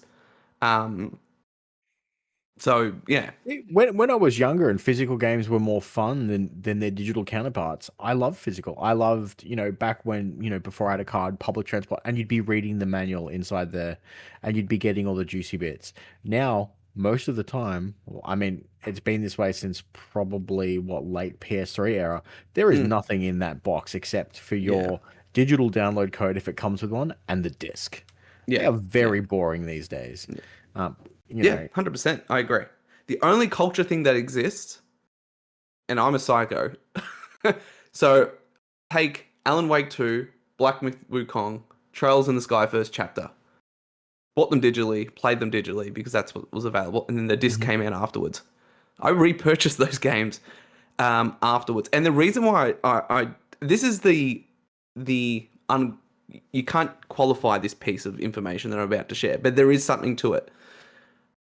I find for someone like me where the industry, gaming, the whole thing is a big part of my hobbies, right? That's all I have. I don't really, well, I was talking before we were running, like I don't really follow footy. I don't really, there's not a lot else, right? Ask my wife. So what I find from a culture perspective, why I do continue to buy physical and enjoy it, is that I find that if I buy and play a game digitally, once I finish that game, it leaves my heart. It just, you know, it just becomes a thing that I did, right? Where the game on the shelf and having the physical media kind of shows that you were there and you did that thing. It's that.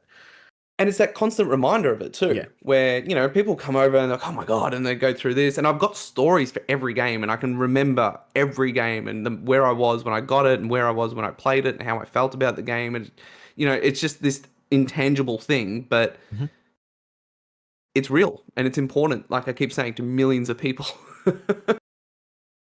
Yeah.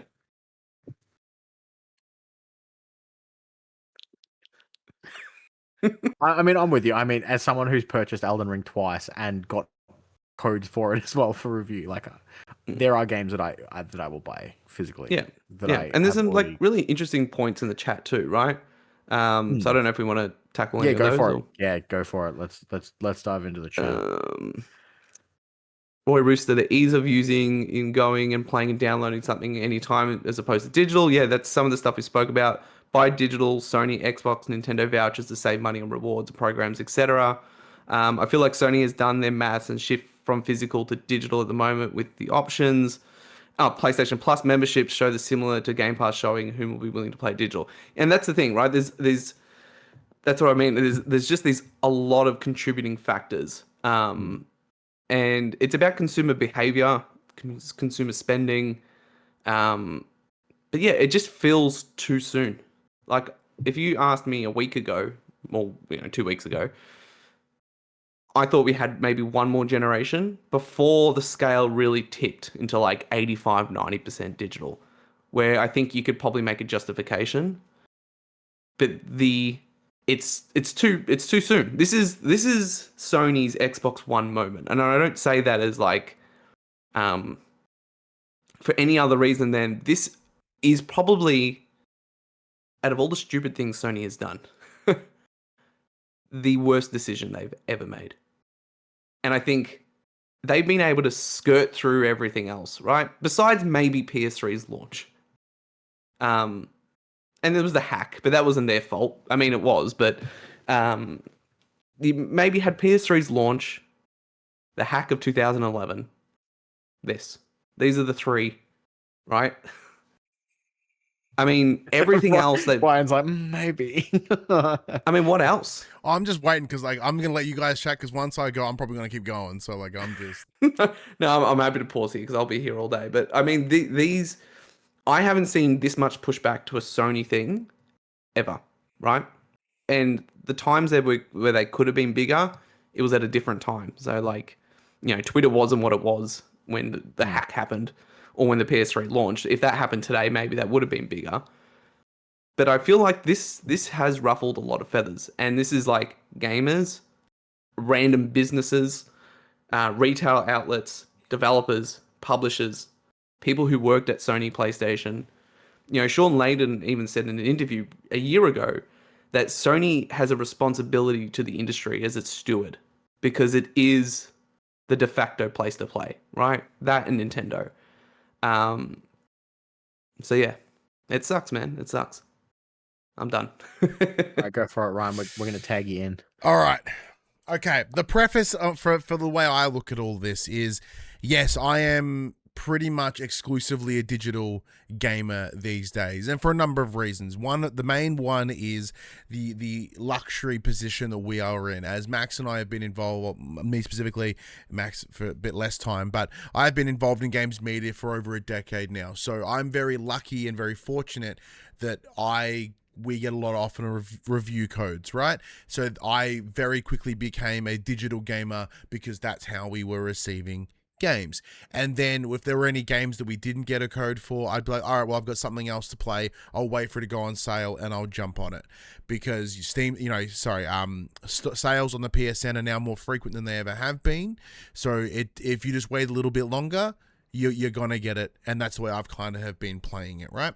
So when I saw this announcement happen, my response was I wasn't happy, even though I am a full digital gamer. I was dejected. It was one of those moments of, oh, I knew this day was coming, and it was going to come at some point. But now that we're seeing it, I'm a little sad. And we haven't even touched upon the other piece of news, and we'll get to that once we're finished here, is the announcement of the shutdown of the PS3 and Vita store, right? 5 years after they originally planned on doing it, they've extended it now. So they announced two big nasty things in one moment. And I think that was the best way you could have done it. If you did one and then the other, like a week later or 2 weeks later, you are, rather than having two shitty moments where you will have people on podcasts saying it's the worst thing that's ever happened to them, instead it's happening in one day rather than two moments, right? And so that part is unavoidable. You need to make the decision. I think in some, like I do wonder why. In terms of, it does feel like it's something that you should be able to get a little bit longer out of, but you take into account a bunch of different factors. And as you guys have highlighted, it is a financial thing. It's not a cost about manufacturing CDs or DVDs or Blu-rays, right? Sony are one of the licensors, the owners of Blu-rays. In them, it's fucking nothing. They do not have to pay the licensing fees. They can just go and do it. An example that I heard this week, if you remember back to the Xbox, the digital license, you could only play DVDs if you bought the media remote, because the price of the media remote helped fund the license for the DVD. It's the same reason the Wii couldn't play DVDs, is because Nintendo did not want to pay Sony the license fee to be able to play DVD movies on it. So that is certainly part of the decision. If we control essentially all means of production, if we can control development, marketing, distribution, sales, front to back, it is all them. You make all of the money. And with the way the industry is looking at the moment, it is tumultuous at best. What could be forecasted, what could be planned for, has suddenly changed. COVID was the instigator of this rapid change. They saw what could happen in a positive when there is a global impact. Very quickly, they then saw the drop from that, just from the way the economy rebalanced in a post-COVID world.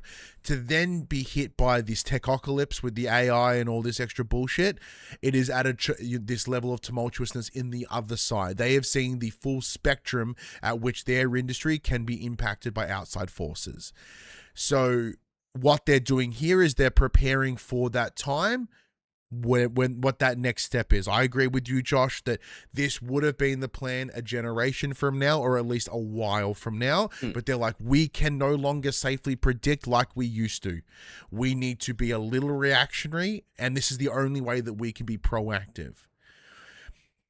I do believe there will be a disk drive for the PS6. It'll be a USB-C plug-in disk drive, because the way PlayStation have built the architecture, or the proponents of which they have the operating system, I can't think of the right terminology, but the base underlying foundations of PlayStation since PS4 is pretty universal. No longer are you getting a generation cut. You can't play any of that shit. It's from 4 onwards, you will be able to go back and play everything.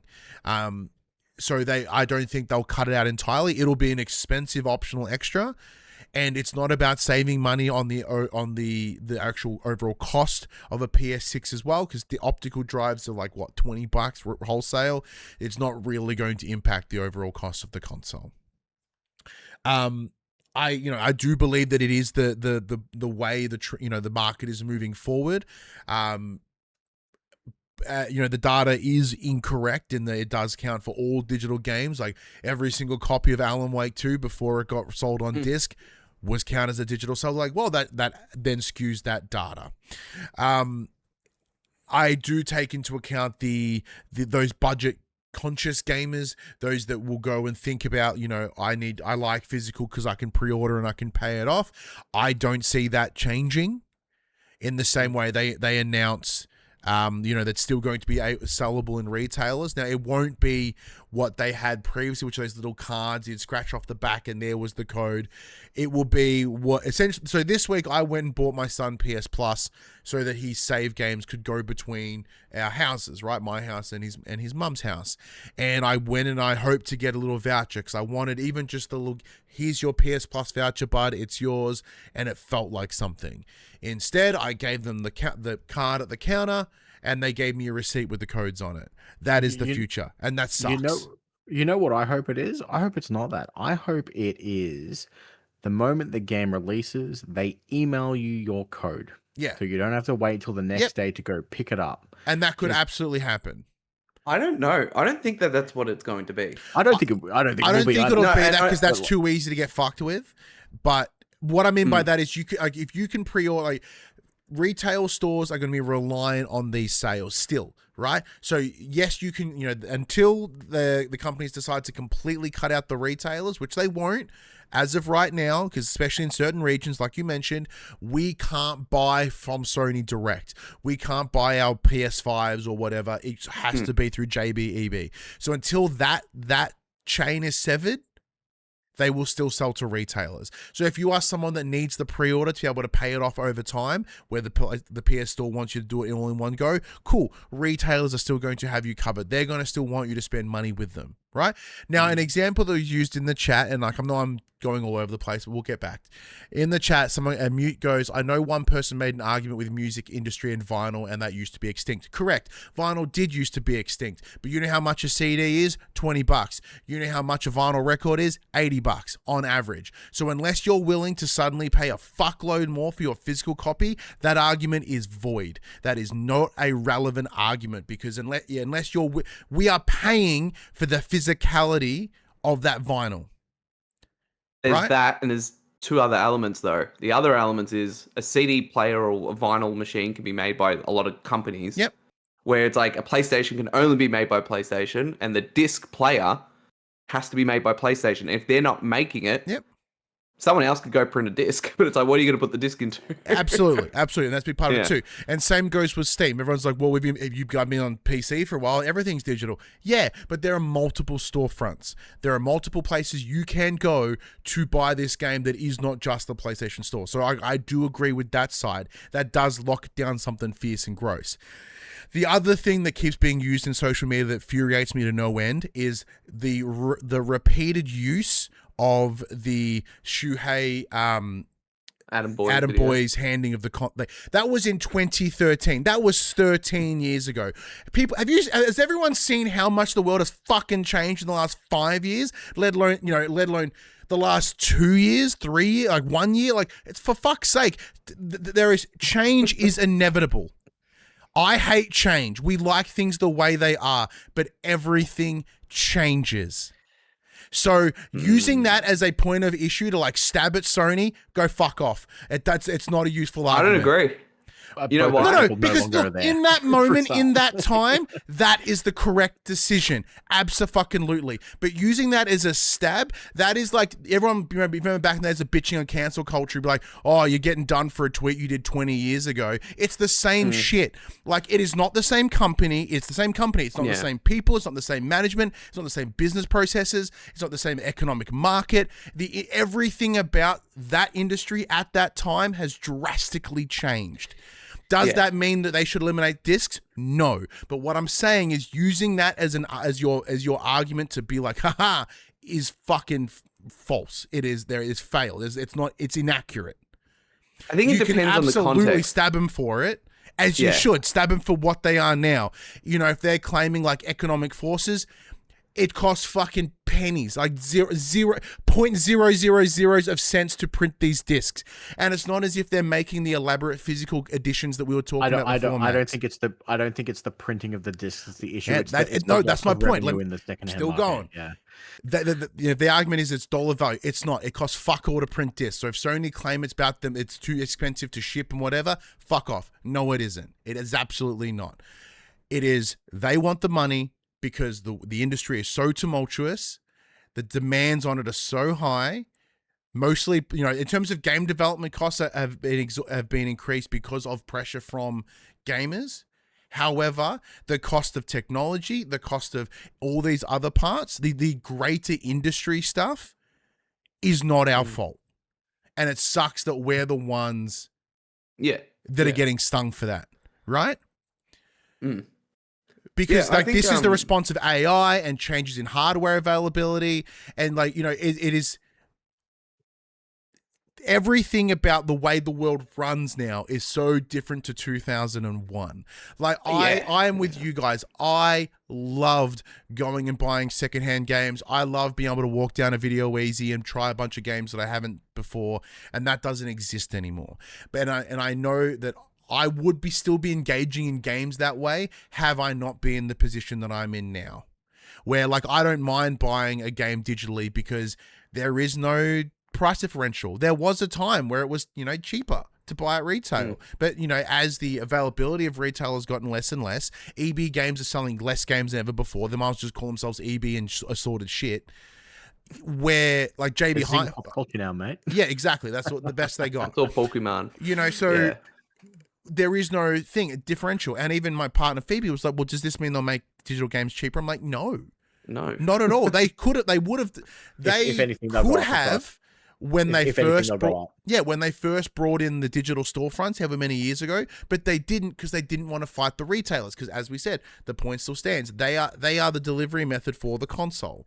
Without them, they can't get the console to many people. Can I add one thing? Sure, go ahead. I agree with you that the using of the Shuhei video, if it's used in the literal sense of you're right? The trading, it doesn't work. It's been 10 years or whatever it's been. But I think 13 actually. Or 13 years. I think if you from that lens, yes. But I think if you look at it from the lens of why that video was made and what it meant, it was around the fact that Sony was supporting physical, one avenue of it. But what they were also supporting was the ability for people to trade games, to share games with friends, to own games. Yeah. That was the Jack Tretton speech that he gave at E3, and that's when that video came out. So I agree with you. The whole physical thing from Sony's angle, it's well, guys, everyone else is digital but us. We should be allowed to do this. Well, because to expand on that, speaking of physical retail stores, I went the other day to buy a PS Plus. There is no Xbox section anymore, so Xbox has already gone digital. Everyone's no one seemed to have cracked the shits when you suddenly couldn't buy Xbox discs, right? And the same goes for Nintendo. One would argue that's because no one's buying Xboxes, so they don't need to sell games anyway. But the point still stands. But there are people that buy Xboxes, Max. There are people that have an Xbox and they still buy games, and they probably buy them physically. It's possible. Same goes for Switch. Those cartridges, because they're proprietary and they cost extra money, that's why you're starting to buy a case with just a code in it. PlayStation just happened to be the loudest, the most obvious person to point the finger at. Am I defending them? Fuck no. It's a bad choice. But if you look around, this is the industry. This is what's happening. It's not nice. I'm not looking this in an optimistic way. I'm cynical as fuck. As S Marky 9 mentioned earlier, maybe gaming will not be my thing in 5 years from now. I am persistent, so I'm stubborn as all fuck. So I will keep playing for as long as I physically can. But, it's the times. And it's the times, and it sucks. And it fucking sucks. If they had come out, this is the problem. And I know Colin had spoken about this on his show on Sacred Symbols, that they can't talk about PS6 yet, right? Correct. Absolutely. So it's kind of they're hamstrung on what they can and can't say because they can't really play their hand because they still need to sell PS5. Because they can't come out and say, we're doing this because there is going to be a handheld version. It can't run disc. And if you we're going to have a disc drive console, to be purchased for PS6 and all those things. So I think that will help soften the blow. But I think what they could have done is come out... Oh, anything. They could have done anything to make anything this better. Else. Yeah. They could have come out and gone, this is what it means for sharing games. This is what it means for, all those things that people are concerned about that isn't the actual physical act of owning a physical disc and doing the collecting side of it. If they had come out and said, where we've rethought the way that we're doing game sharing, and you can now, or beyond 2028, whenever this comes into effect, you will have the ability to share your digital game with your friends as you do today with your physical games. So I think that's the difference. They haven't done any of that. How shitty are you going to be when they turn around and say, you can already share your games? It's called Share Play. It's been available since last generation. Yeah. Fuck you guys. That would be so dirty. But to expand on that, like, the asterisk to all of this is it would be okay if they had a decent online infrastructure. And we have learnt rapidly that they don't. The fact that, like, and of course, let's not take away the irony of announcing we're going all digital now, we're shutting a storefront. Like, that in itself is just the dumbest fucking thing you could have done. They're like, digital future, except, you know, this is digital past, so it's gone now. We don't talk about the PS3. Yeah. So, like, that in itself is really bizarre. And then you go on, like, with what's happened recently about, you know, accounts being boosted and how easy it is to get hacked. And, of course, the 2011 hack. Now, I would like to hope that that the Sony has updated their back end from, you know, in the last 15 years. Oh, yeah. They you know, in the same way that, like, I would argue in very similar ways, we can't keep slamming Sony for something that happened 15 years ago, but we can if it looks like they haven't improved. And the way the PSN operates, they have not improved. And the other thing is, there's so many features missing. The other thing a lot of people have pointed out is that if your PSN's inactive for 3 years, it gets terminated, and it's irrevocable. Yeah. Yeah, I saw that. That's been a thing. It has been a thing forever. Forever, now, like going back. It is now more prevalent because it's only been brought to people's attention. Yeah. They're only it's one of those things where it's like, they know about it now, which is exactly. worse. It's probably one of those things like, we can do this. Does it actually happen in practicality? Probably not. Yeah. I ultimately agree. Like, I would be annoyed if they came out and said PS6 digital only. We got the handheld. Here's our plan for how you can share your digital games. And that was the pitch. I'd be like, that sucks that we're not getting discs anymore, but I'd be more accepting of it. I think it's, now this raises questions like, well, what does this mean? Are you going to have a external disk drive? Will there be a disk drive available on PS6 so I can play my games? Or do I need to keep my PS5 plugged in? I think it's those things that we don't have answers for. The one thing that I will stand firm on, though, is that, and I think it's that Sean Layden comment, Sony just have a responsibility to the industry, unlike the others, unlike Xbox, unlike even Steam to some degree, as stewards. So doing this prematurely to drive up profit, whilst making business sense to some degree, I think will hurt them in the mid to long term. See, I think if this were to have happened under any global economic situation, I don't think people would still be mad, but in a different way. And I think I would still be mad, but in a different way as well. Because as you mentioned, like, looking at the world and knowing, you know, that studios are being cut, services are being price hiked everywhere. Like, everything is more expensive. So we are finally seeing behind the curtain. We know, like, we have always known, unless you're an idiot, that companies have always just been about the money. Every time you think they're being nice and they're loving you and they're supporting you, they don't give a flying fuck about you. No. So we're now seeing that directly. Previously, it was at least obfuscated slightly. And we now know that every motivating decision is profit. And on the side goes, well, they're like, oh, what about us, the hardcores? They don't give a fuck about us hardcores, right? And where are we going to go? Because that's it. What are you going to do? Play somewhere else? No, you're not. You're going to buy it anyway. And this is, you know, I have it tattooed on my arm, for fuck's sake. I am I am in that hardcore space. Right? Like, you've got Sic Parvis Magna on your arm. You named your fucking kid after Nathan Drake. Like, we are in this shit. They don't care what we do. Like, and look, as much as we have an incredible working relationship with PlayStation Australia, we love them. They are really kind to us. They don't need us. And because we are marks. We love this shit. So, like, the fact that they do support us is awesome. Like, there's no, like, we are honest, and we shit on things when they need to, but we're unimportant. So like, what does that mean? What does that mean for the random customer? Because now that everything's digitized and they can see all your transaction history, they know what you're buying and what you're not. So they can see where you sit in the spectrum of average spend. Yeah. But what they want is the average person. They want the general consumer. They don't. Yeah, they don't want us. They've got us. Yeah. Loyalty means nothing in this late stage capitalistic world. Shuhei's all right. I love Shuhei. But it was bizarre that he was up at PlayStation last week. I'm like, did he know? Did he say anything? I've been in that office. Did I tell you guys that when I went to Japan, I forced my wife. I'm like, can we please go to PlayStation HQ? And she's like, really? And I'm like, it's a 40-minute train trip.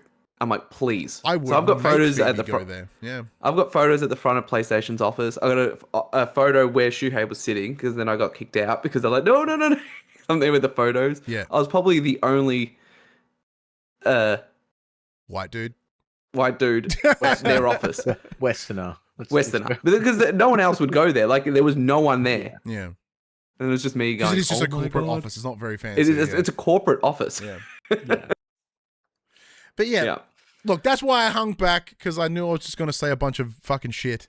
You brought up in the chat about the what was it, the PSP Go? Didn't that sell woefully worse than any other version of the Vita or like the PSP, digital only version? Yeah, because back then the world wasn't set up for it. Yeah, I remember back in the PS3 generation when it kicked over to 50% digital, that being a big thing, like in 2010. I can't talk. I joined PlayStation probably late PS3, early PS4 era. I was Xbox all the way. I've been through the shit, man. I've got a huge collection of like PS2, PS3, PS1 games all downstairs. I have old PC games lying around the house. So I am, and like that's where I played. Like I think about all the games that I deem my most important favorite games of all time. Like you talked about it last week, Max. Harvest Moon: Back to Nature on PS1. That game was lent to me by a friend of mine, and I don't think it would have ever found it any other way. Now, granted, the world's very, very different now, but like to be able to do that in the same way that your daughter has done that, right? Like that is something that is going to be missed. And one of my favorite stories, and I hated it at the time, is when Grand Theft Auto San Andreas came out. My birthday's in November. The game dropped in like early October or late September from memory. So what my mum did is she bought it for me and she would stash it around the house. So I would like go up to have breakfast in the morning. I'd open the fridge and my copy of San Andreas is in the fucking fridge and I can't touch it. I can't play it. I can't wait until my birthday. So I'd, throughout those couple weeks, every day, I'm like, for fucking dicks, fucking. But then when I woke up on that morning, it was on my bedside table and I was able to play it for as long as I wanted. Right. So that demonstrates the power of a physical version. In that it was there, it was tangible. I still have that copy. The disc is broken because I played it so much. It's cracked in the center. But that story only exists because I could get a physical copy of the game. People won't have that story. And that's why they're doing it.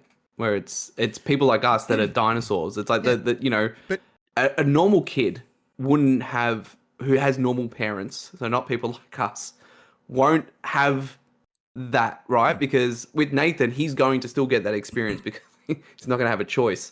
But if I'm just random person, if I'm just random dad and my kid, no connection to anything, goes to school, his friends are playing games, he gets an iPad, he gets whatever, he gets a PlayStation 6. That's all they know. So that's their moments where it's like, Dad, I really want this code. And by extension, that's what allows my son and I to play our games together. So he has my old PS4 at his house, and I have my PS5 here. And with digital license, it allows him to play the games I purchase. It allows us to, when we do get review codes, we have a shared account. And without that, Max was not in with what we do now at the time, but I still remember getting literally Resident Evil 7, couple of Assassin's Creeds. Oh, Max has them.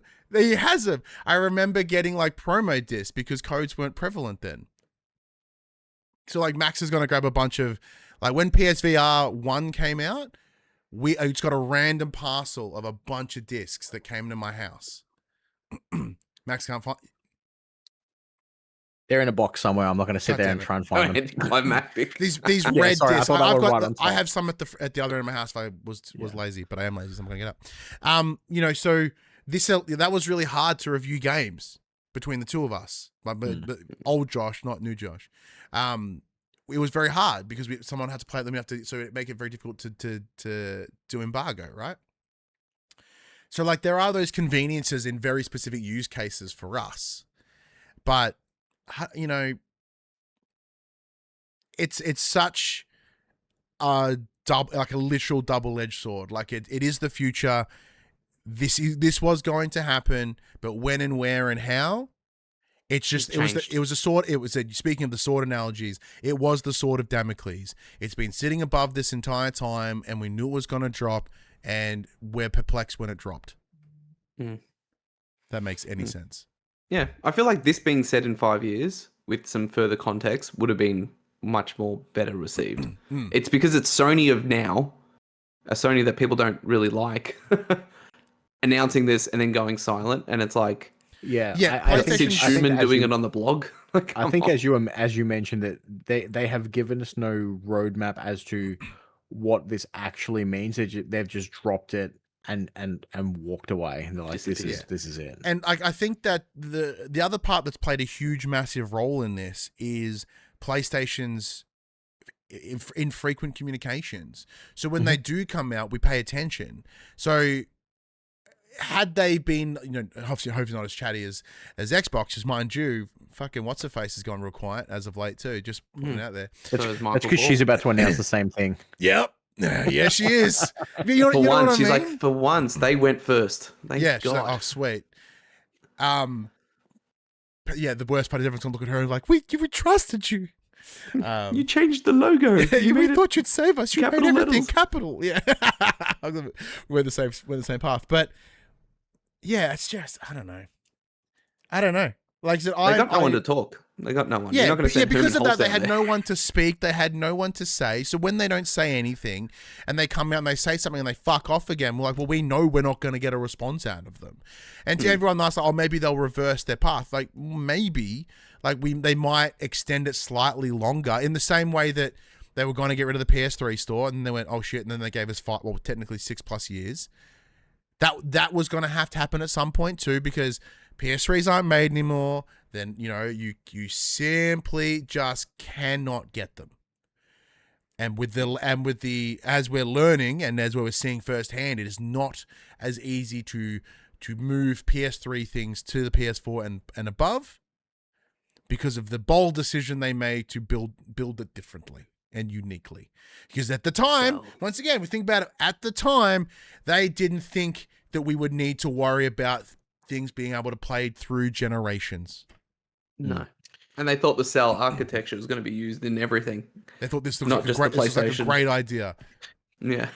Well, That's correct. So in the chat, 6Marky9, and this is what I was getting at. They won't reverse. They will only delay. Absolutely, that is what will happen. You might get 6 more months, another year maybe, and that's only because they're delaying the console, perhaps. Paul James Games jumps in the chat and says, patch with Sandeep Ray to talk all about this PlayStation stuff on Tuesday morning at the same time the show goes live. Ooh. Sandeep's the so guy our who does good the friend magazines Paul, and stuff. Yeah, Yeah. Paul writes for him. Yeah. Yeah. Ah, So okay. in other upsetting Sony news, they are once again under fire for blocking another one of their games in over 132 countries. On PC, so no one really cares. But Marvel Tokon Fighting Souls has been blocked in about 132 countries on PC due to Sony's PlayStation Network account requirement, which is only officially supported in a handful of regions. Unlike on PS5, where players can use a workaround account from other countries, it is a grey area. This is not possible on storefronts like Steam. The game simply does not appear. Using a VPN to bypass the restriction risks a permanent account ban under Steam's terms of service. This is not the first time Sony has faced this issue. The PSN requirement has previously blocked PC players from titles like Helldivers 2. Anyone who was surprised at this news... This is a bit of a nothing burger in my Stunned. mind. I feel like Yeah. with Helldivers, it was different because it was out and then they did this and then everyone went up in arms. But with this, it's like we're coming out of the, the like we woodwork told you. announcing. Yeah, we told you. Yeah, you So knew this was once again, coming. it's the same thing as the disc stuff. We told you. We gave you a year and a half. Yeah. And analysts from Ampere now expect the PlayStation 6 to launch at the end of 2028, revised from the previous estimate of 2027. Sony's announcement that physical disc production ends in January of 2028 is seen as the quote, almost certainly guaranteeing that the PS6 will not arrive until at least 2028. The PS6 is widely expected to be an all-digital console with no disc drive. To address concerns over the existing physical libraries, the analysts suggested a possible physical-to-digital license transfer system, though acknowledged it may be too complex to implement, as I think Microsoft are also working on it too. Yeah. I think the PS6 is still 2027. Like, what does that have to do? If it's digital anyway, why does it matter when the discs are ending? Yeah, it's very likely that it might be Because people will expect PS6 discs until 2028. In the Will they? chat, Gunny Chief jumps in and goes, "I was surprised Xbox didn't announce digital only first with all the rakes they've been stepping on." Yeah, they wouldn't dare right now. They're about to, and then they're also about to announce a bunch of studio closures. So Yeah, I was that's gonna why say- they've been pretty quiet, but. If they stepped on that rake, that wouldn't even be the biggest rake they stepped on. Yeah, like because they would jump on that rake and then be like, "Oh, and we're closing like Arcade." Everyone's like, "What the fuck about Arcade? Yeah, like, yeah. you guys call the digital stuff?" Like, no, fuck that. What's And going on with then- Arcade? And then Paul James in the chat, don't forget the biggest news of the week, Captain America's enormous wang. Yeah, just hog. It that has was been top of the nerfed. story. That was our first thing we spoke about. Has been nerfed and reduced in size. Yeah. It's a shame. It's a damn shame. But But, if you still want... So with that, okay, let's look into that. If you still believe that PS6 is coming out in 2027, Josh, like where would you put it? And I'll ask you, Max, and then I'll throw mine in. Well, not fall. It's like I'm American. November. Friday. Yeah. End of next year. Yeah. Like Yeah, around Black it's Friday. November of next year. Yeah. So Yeah. like they maybe announce it like sometime On a early- random announce Tuesday it. on their blog. we might get like an October doohickey again, or it might be something in February. But yeah, I'm with you guys. It is, if it is 2027, it's the back end of the year. It's like November, or it's like March. It's the year after after. all of the announced first party games we know about. Yeah. Hence why I say it's March 2028. That's why it's post Christmas, so that way people won't be waiting for a sale. It would be Nah, I nice to reckon get Waiting ahead for a sale, Christmas. it'll be the Christmas gift of the year that It'd be, that yeah, parents I will reckon be buying. November next year. Well, Switch it will- smashed it in they'll a produce March less. release date, so Yeah, that's Nintendo. I Yeah, feel like they're but- just and going to Switch was produce also less. delayed by like what felt like 3 years.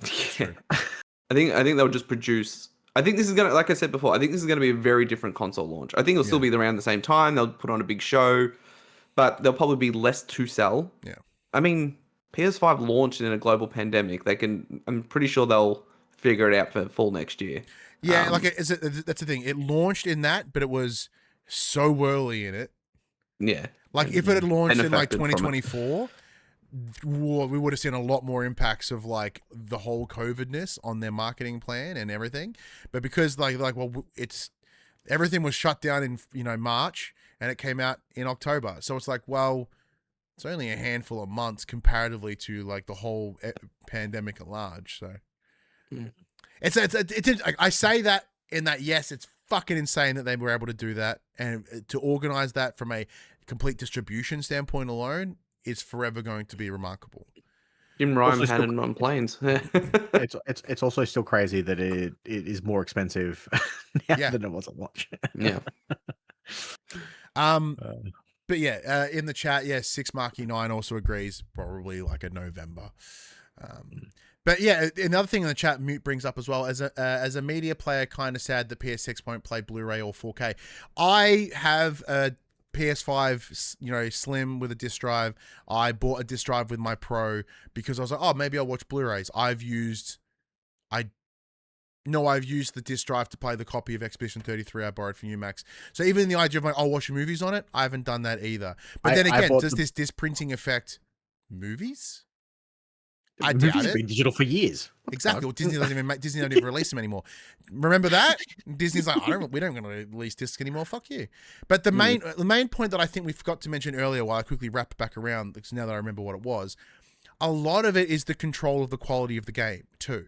And that remember, like one of the biggest problems that they have these days is when you buy a game, there is a day one patch, but the disc version is forever the disc version of the game. So you can go back and see the version of Days Gone that's fucked, right? But now, if you go and buy a digital only copy of Days Gone, you are only ever getting the best version of that game.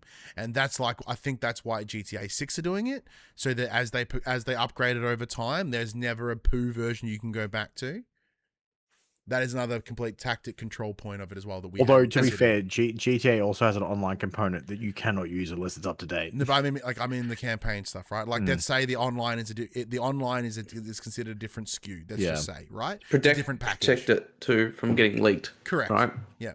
Someone robbing a van with a whole bunch of GTA 6 copies. There is reasons why it also makes sense. Like you said, developers are probably like, oh man, we have to have this game ready to go gold 3 months before we would have to if it was just digital.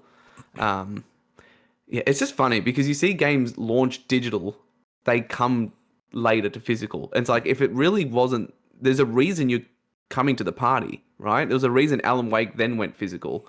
There's a reason Black Myth Wukong launched physically later. Anyway, I don't want to get down the rabbit hole. I'm already depressed. Well, look, we've been talking for a fucking hell of a long time, but if for any reason you still want to buy games after all this, there are the games that are coming out this week. Well played. These may not all be coming physically. Anyway, rub salt in the wound. Yeah. We've got Taishogun, The Rise of the Emperor, PS5. These are coming out Tuesday the 7th. We have The Caribou Trail, PS5. The Fissure, PS5.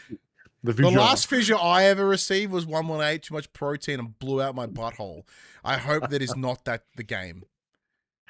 I need to Google what that is, because if it's not about broken bum holes, don't buy it digitally or physically. It'll be a weird mountain climbing game.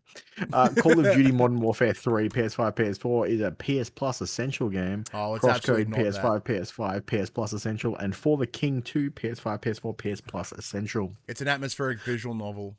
Gross. Well, that could. Well, it still could, yeah. It could still be a bum hole. As long as we're not in VR, we're fine. Wednesday the 8th, we get Grand Blue Fantasy Relink Endless Ragnarok on PS5, and we get Red Titans PS5. I don't know why that's in all caps. Thursday 9th, we get Assassin's Creed Black Flag Resynced. EA Sports College Football 20 Black Flag Resynced. PS5. So you made it, made that slip. Yeah, it was only you that made that Freudian slip, buddy. EA Sports College Football 27 PS5 and Forward to the Sky PS5, along with Rally Car Mechanic Simulator, game for Ryan, PS5. Rally Car Mechanic Simulator. I don't know. I don't understand cars. PlayStation Podcast Simulator. Sex Shop Simulator. I did not. At least not for the 7,000 hours it claimed I did. It was hacked, I tell you. And Viking is on PS5, and on Friday we get Echoes of Ironclad PS5 and Tower Dominion PS5. I assume Ironclad is your big deal. Oh, I'm so keen for Ironclad, man. After I got to play it for a preview, 4 weeks ago now, I'm super keen. Excuse me. Well, after that long conversation, that does bring us to the end of the show. Big thank you to everyone for joining us. Big thank you everyone in the chat as well. They're all as outraged as everyone else. It was super loud in the chat, which I really appreciate. It was awesome. Couple of new people. Yeah, a couple of new folk. Big shout out to 6Marky9 for jumping in and joining the chat. They were super active as well as all the usuals. Now, again, this is the thing. We do record this show live. So if you want to come, just check out the Twitch. Get involved in the chat. We'll read it out. It's fun. But of course, big thank you, Josh, for taking an unprecedented length of time. Sorry, that is a good point. Quickly, Marky 9, you didn't give your thoughts on hours played being removed. We did not. Let's go back. Essentially, what did I literally just looked at it. Where did I put it? A PlayStation 5 software bug has been removing the playtime tracker specifically from disc-based games. Multiple users have reported their playtime stats are missing or reset for physical titles, with some games disappearing from the recently played list entirely. The bug is likely tied to an earlier issue where random titles appeared in players' recently played lists, as Ryan will claim happened to him. Fuck Sony off. removed the widget. Sony has removed the widget to address a security concern. Some users reported deleting and reinstalling those affected games resolves the issue. PlayStation support is reportedly aware and working on a fix. You will get your hours back. Yeah, if you had them. My belief is the second I read this, I was like, yeah, it's connected to the issue. So when I got correctly sprung, you fucks, with all the sex store simulator games and whatever, and then the immediate fix they put out where it just nuked everyone's most played, I imagine that's the big part of it. So you got to put the disc in to then re-ping it back. Yeah. Because obviously with digital, they're like, well, we can easily get that information from here. But if you put that disc in, it goes, okay, cool, there we go. So it sucks. Is it suspicious? Absolutely. Because could be. Yeah. We have, I think, from all this discussion we've had today, it demonstrates that we should be skeptical. We should be fishy because there's always reason to be. You do not trust corporations. They are shit. They want all the money, even the ones I love, even the ones I have tattooed on my arm. Like, corporations are not people. They are not your friends. Like, we learned this back in the old Cyberpunk. Everyone's like, CD Projekt Red are our friends. They love you. Then they release a Garbox game, and they're like, I thought you loved us. I'm like, you're all idiots, including me. I love corporations all the time, and then I immediately hate myself. But yes, I believe that would be the case. What's your thoughts, Josh? Yeah, I think this is just a really badly timed glitch or a bug that they need to solve. A lot of people saying like it's connected to the disc thing. I just think really unfortunate timing. And they could also just be playing around with things for PS6 as well on the back end. Well, that's like the same as the whole energy saver thing. Everyone's major belief is that's connected to the handheld, handheld stuff. Royal Rooster or Blair in the chat says, come back and work in corporate. I would rather kill myself. There's a reason those office windows don't open, Blair. Because I would have fucking launched myself out of it if I kept working in that building. But thankfully, I don't have to. So let's get out of here. Come on, Max. You know how it works. All right, everybody, you know the drill by now. This PlayStation conversation happens every Tuesday morning at 8 a.m. on podcast services, including Apple Podcasts and Spotify, and 9 a.m. on those YouTubes. But if you want to take part in future conversations with us, you can. Come check out our socials, Facebook, Discord, Instagram, X. Those links can be found in the description below. If you want to join the conversation as it happens, head over to twitch.tv/thepopcultures, where you can watch us record this show live, where you can jump in the chat and become part of the show. If you want to support the show, you can tell your friends, tell your family about this PlayStation Pod. If you are listening to us on podcast services, be sure to give us a like, whatever, comment, whatever. You know the things. Support us financially, patreon.com/thepopcultures. I lost myself because it's been so long. Josh, where can they find you? Dodge, parry, and roll on YouTube. So just give us a search. You'll find us. I don't know. Just if you don't find us, it's okay. His social media is above his head. Is at Joshua La Rosa. I'm sure you'll find all the links to Dodge, parry, and roll in there. But until next week, I'm Ryan Betson. I'm Max Cooper. Buy physical games. I'm Joshua La Rosa. And that was for the players. I just had a chuckle. I'm just picturing everyone just turfing their physical games like an ET cartridge from the Genesis. It's just a landfill, just a shitload of cards out there. Soon to be CD. This is what I want. I want you, everyone that's listening, right now. Still, okay? I want you to get. Still, we've technically wrapped the shop, but this is still recording. So, like, if you're still listening, why? They're listening. Also. They're listening. This is what I want you to do. All right. I want you to go grab your PS3 out of the closet, give it a blow. Right. Not that type of blow, but just blow on. Depending on what closet you're hanging out in, all right? Depends on what PS3 you have. Right? If you have a fat one, if you hold the power and the eject button at the same time, you'll turn the fans on, and this will eject all the dust. Okay, when I'm hanging out in the closet, Josh, I've only got nothing but a fat one, let me tell you. Yeah, and then I want you to log in, right? Then it's going to two-face authenticator you. It's not going to let you in. You're going to have to go on the PlayStation website, not the app. It doesn't work. Then once you log in, it's going to give you a fake password that you need to enter in for the first time. You enter that password. Sounds like too much effort. Then Is you this get just to get on the PS3 store? Yes. And everyone's like, why are they shutting it down? Like, because it's fucked.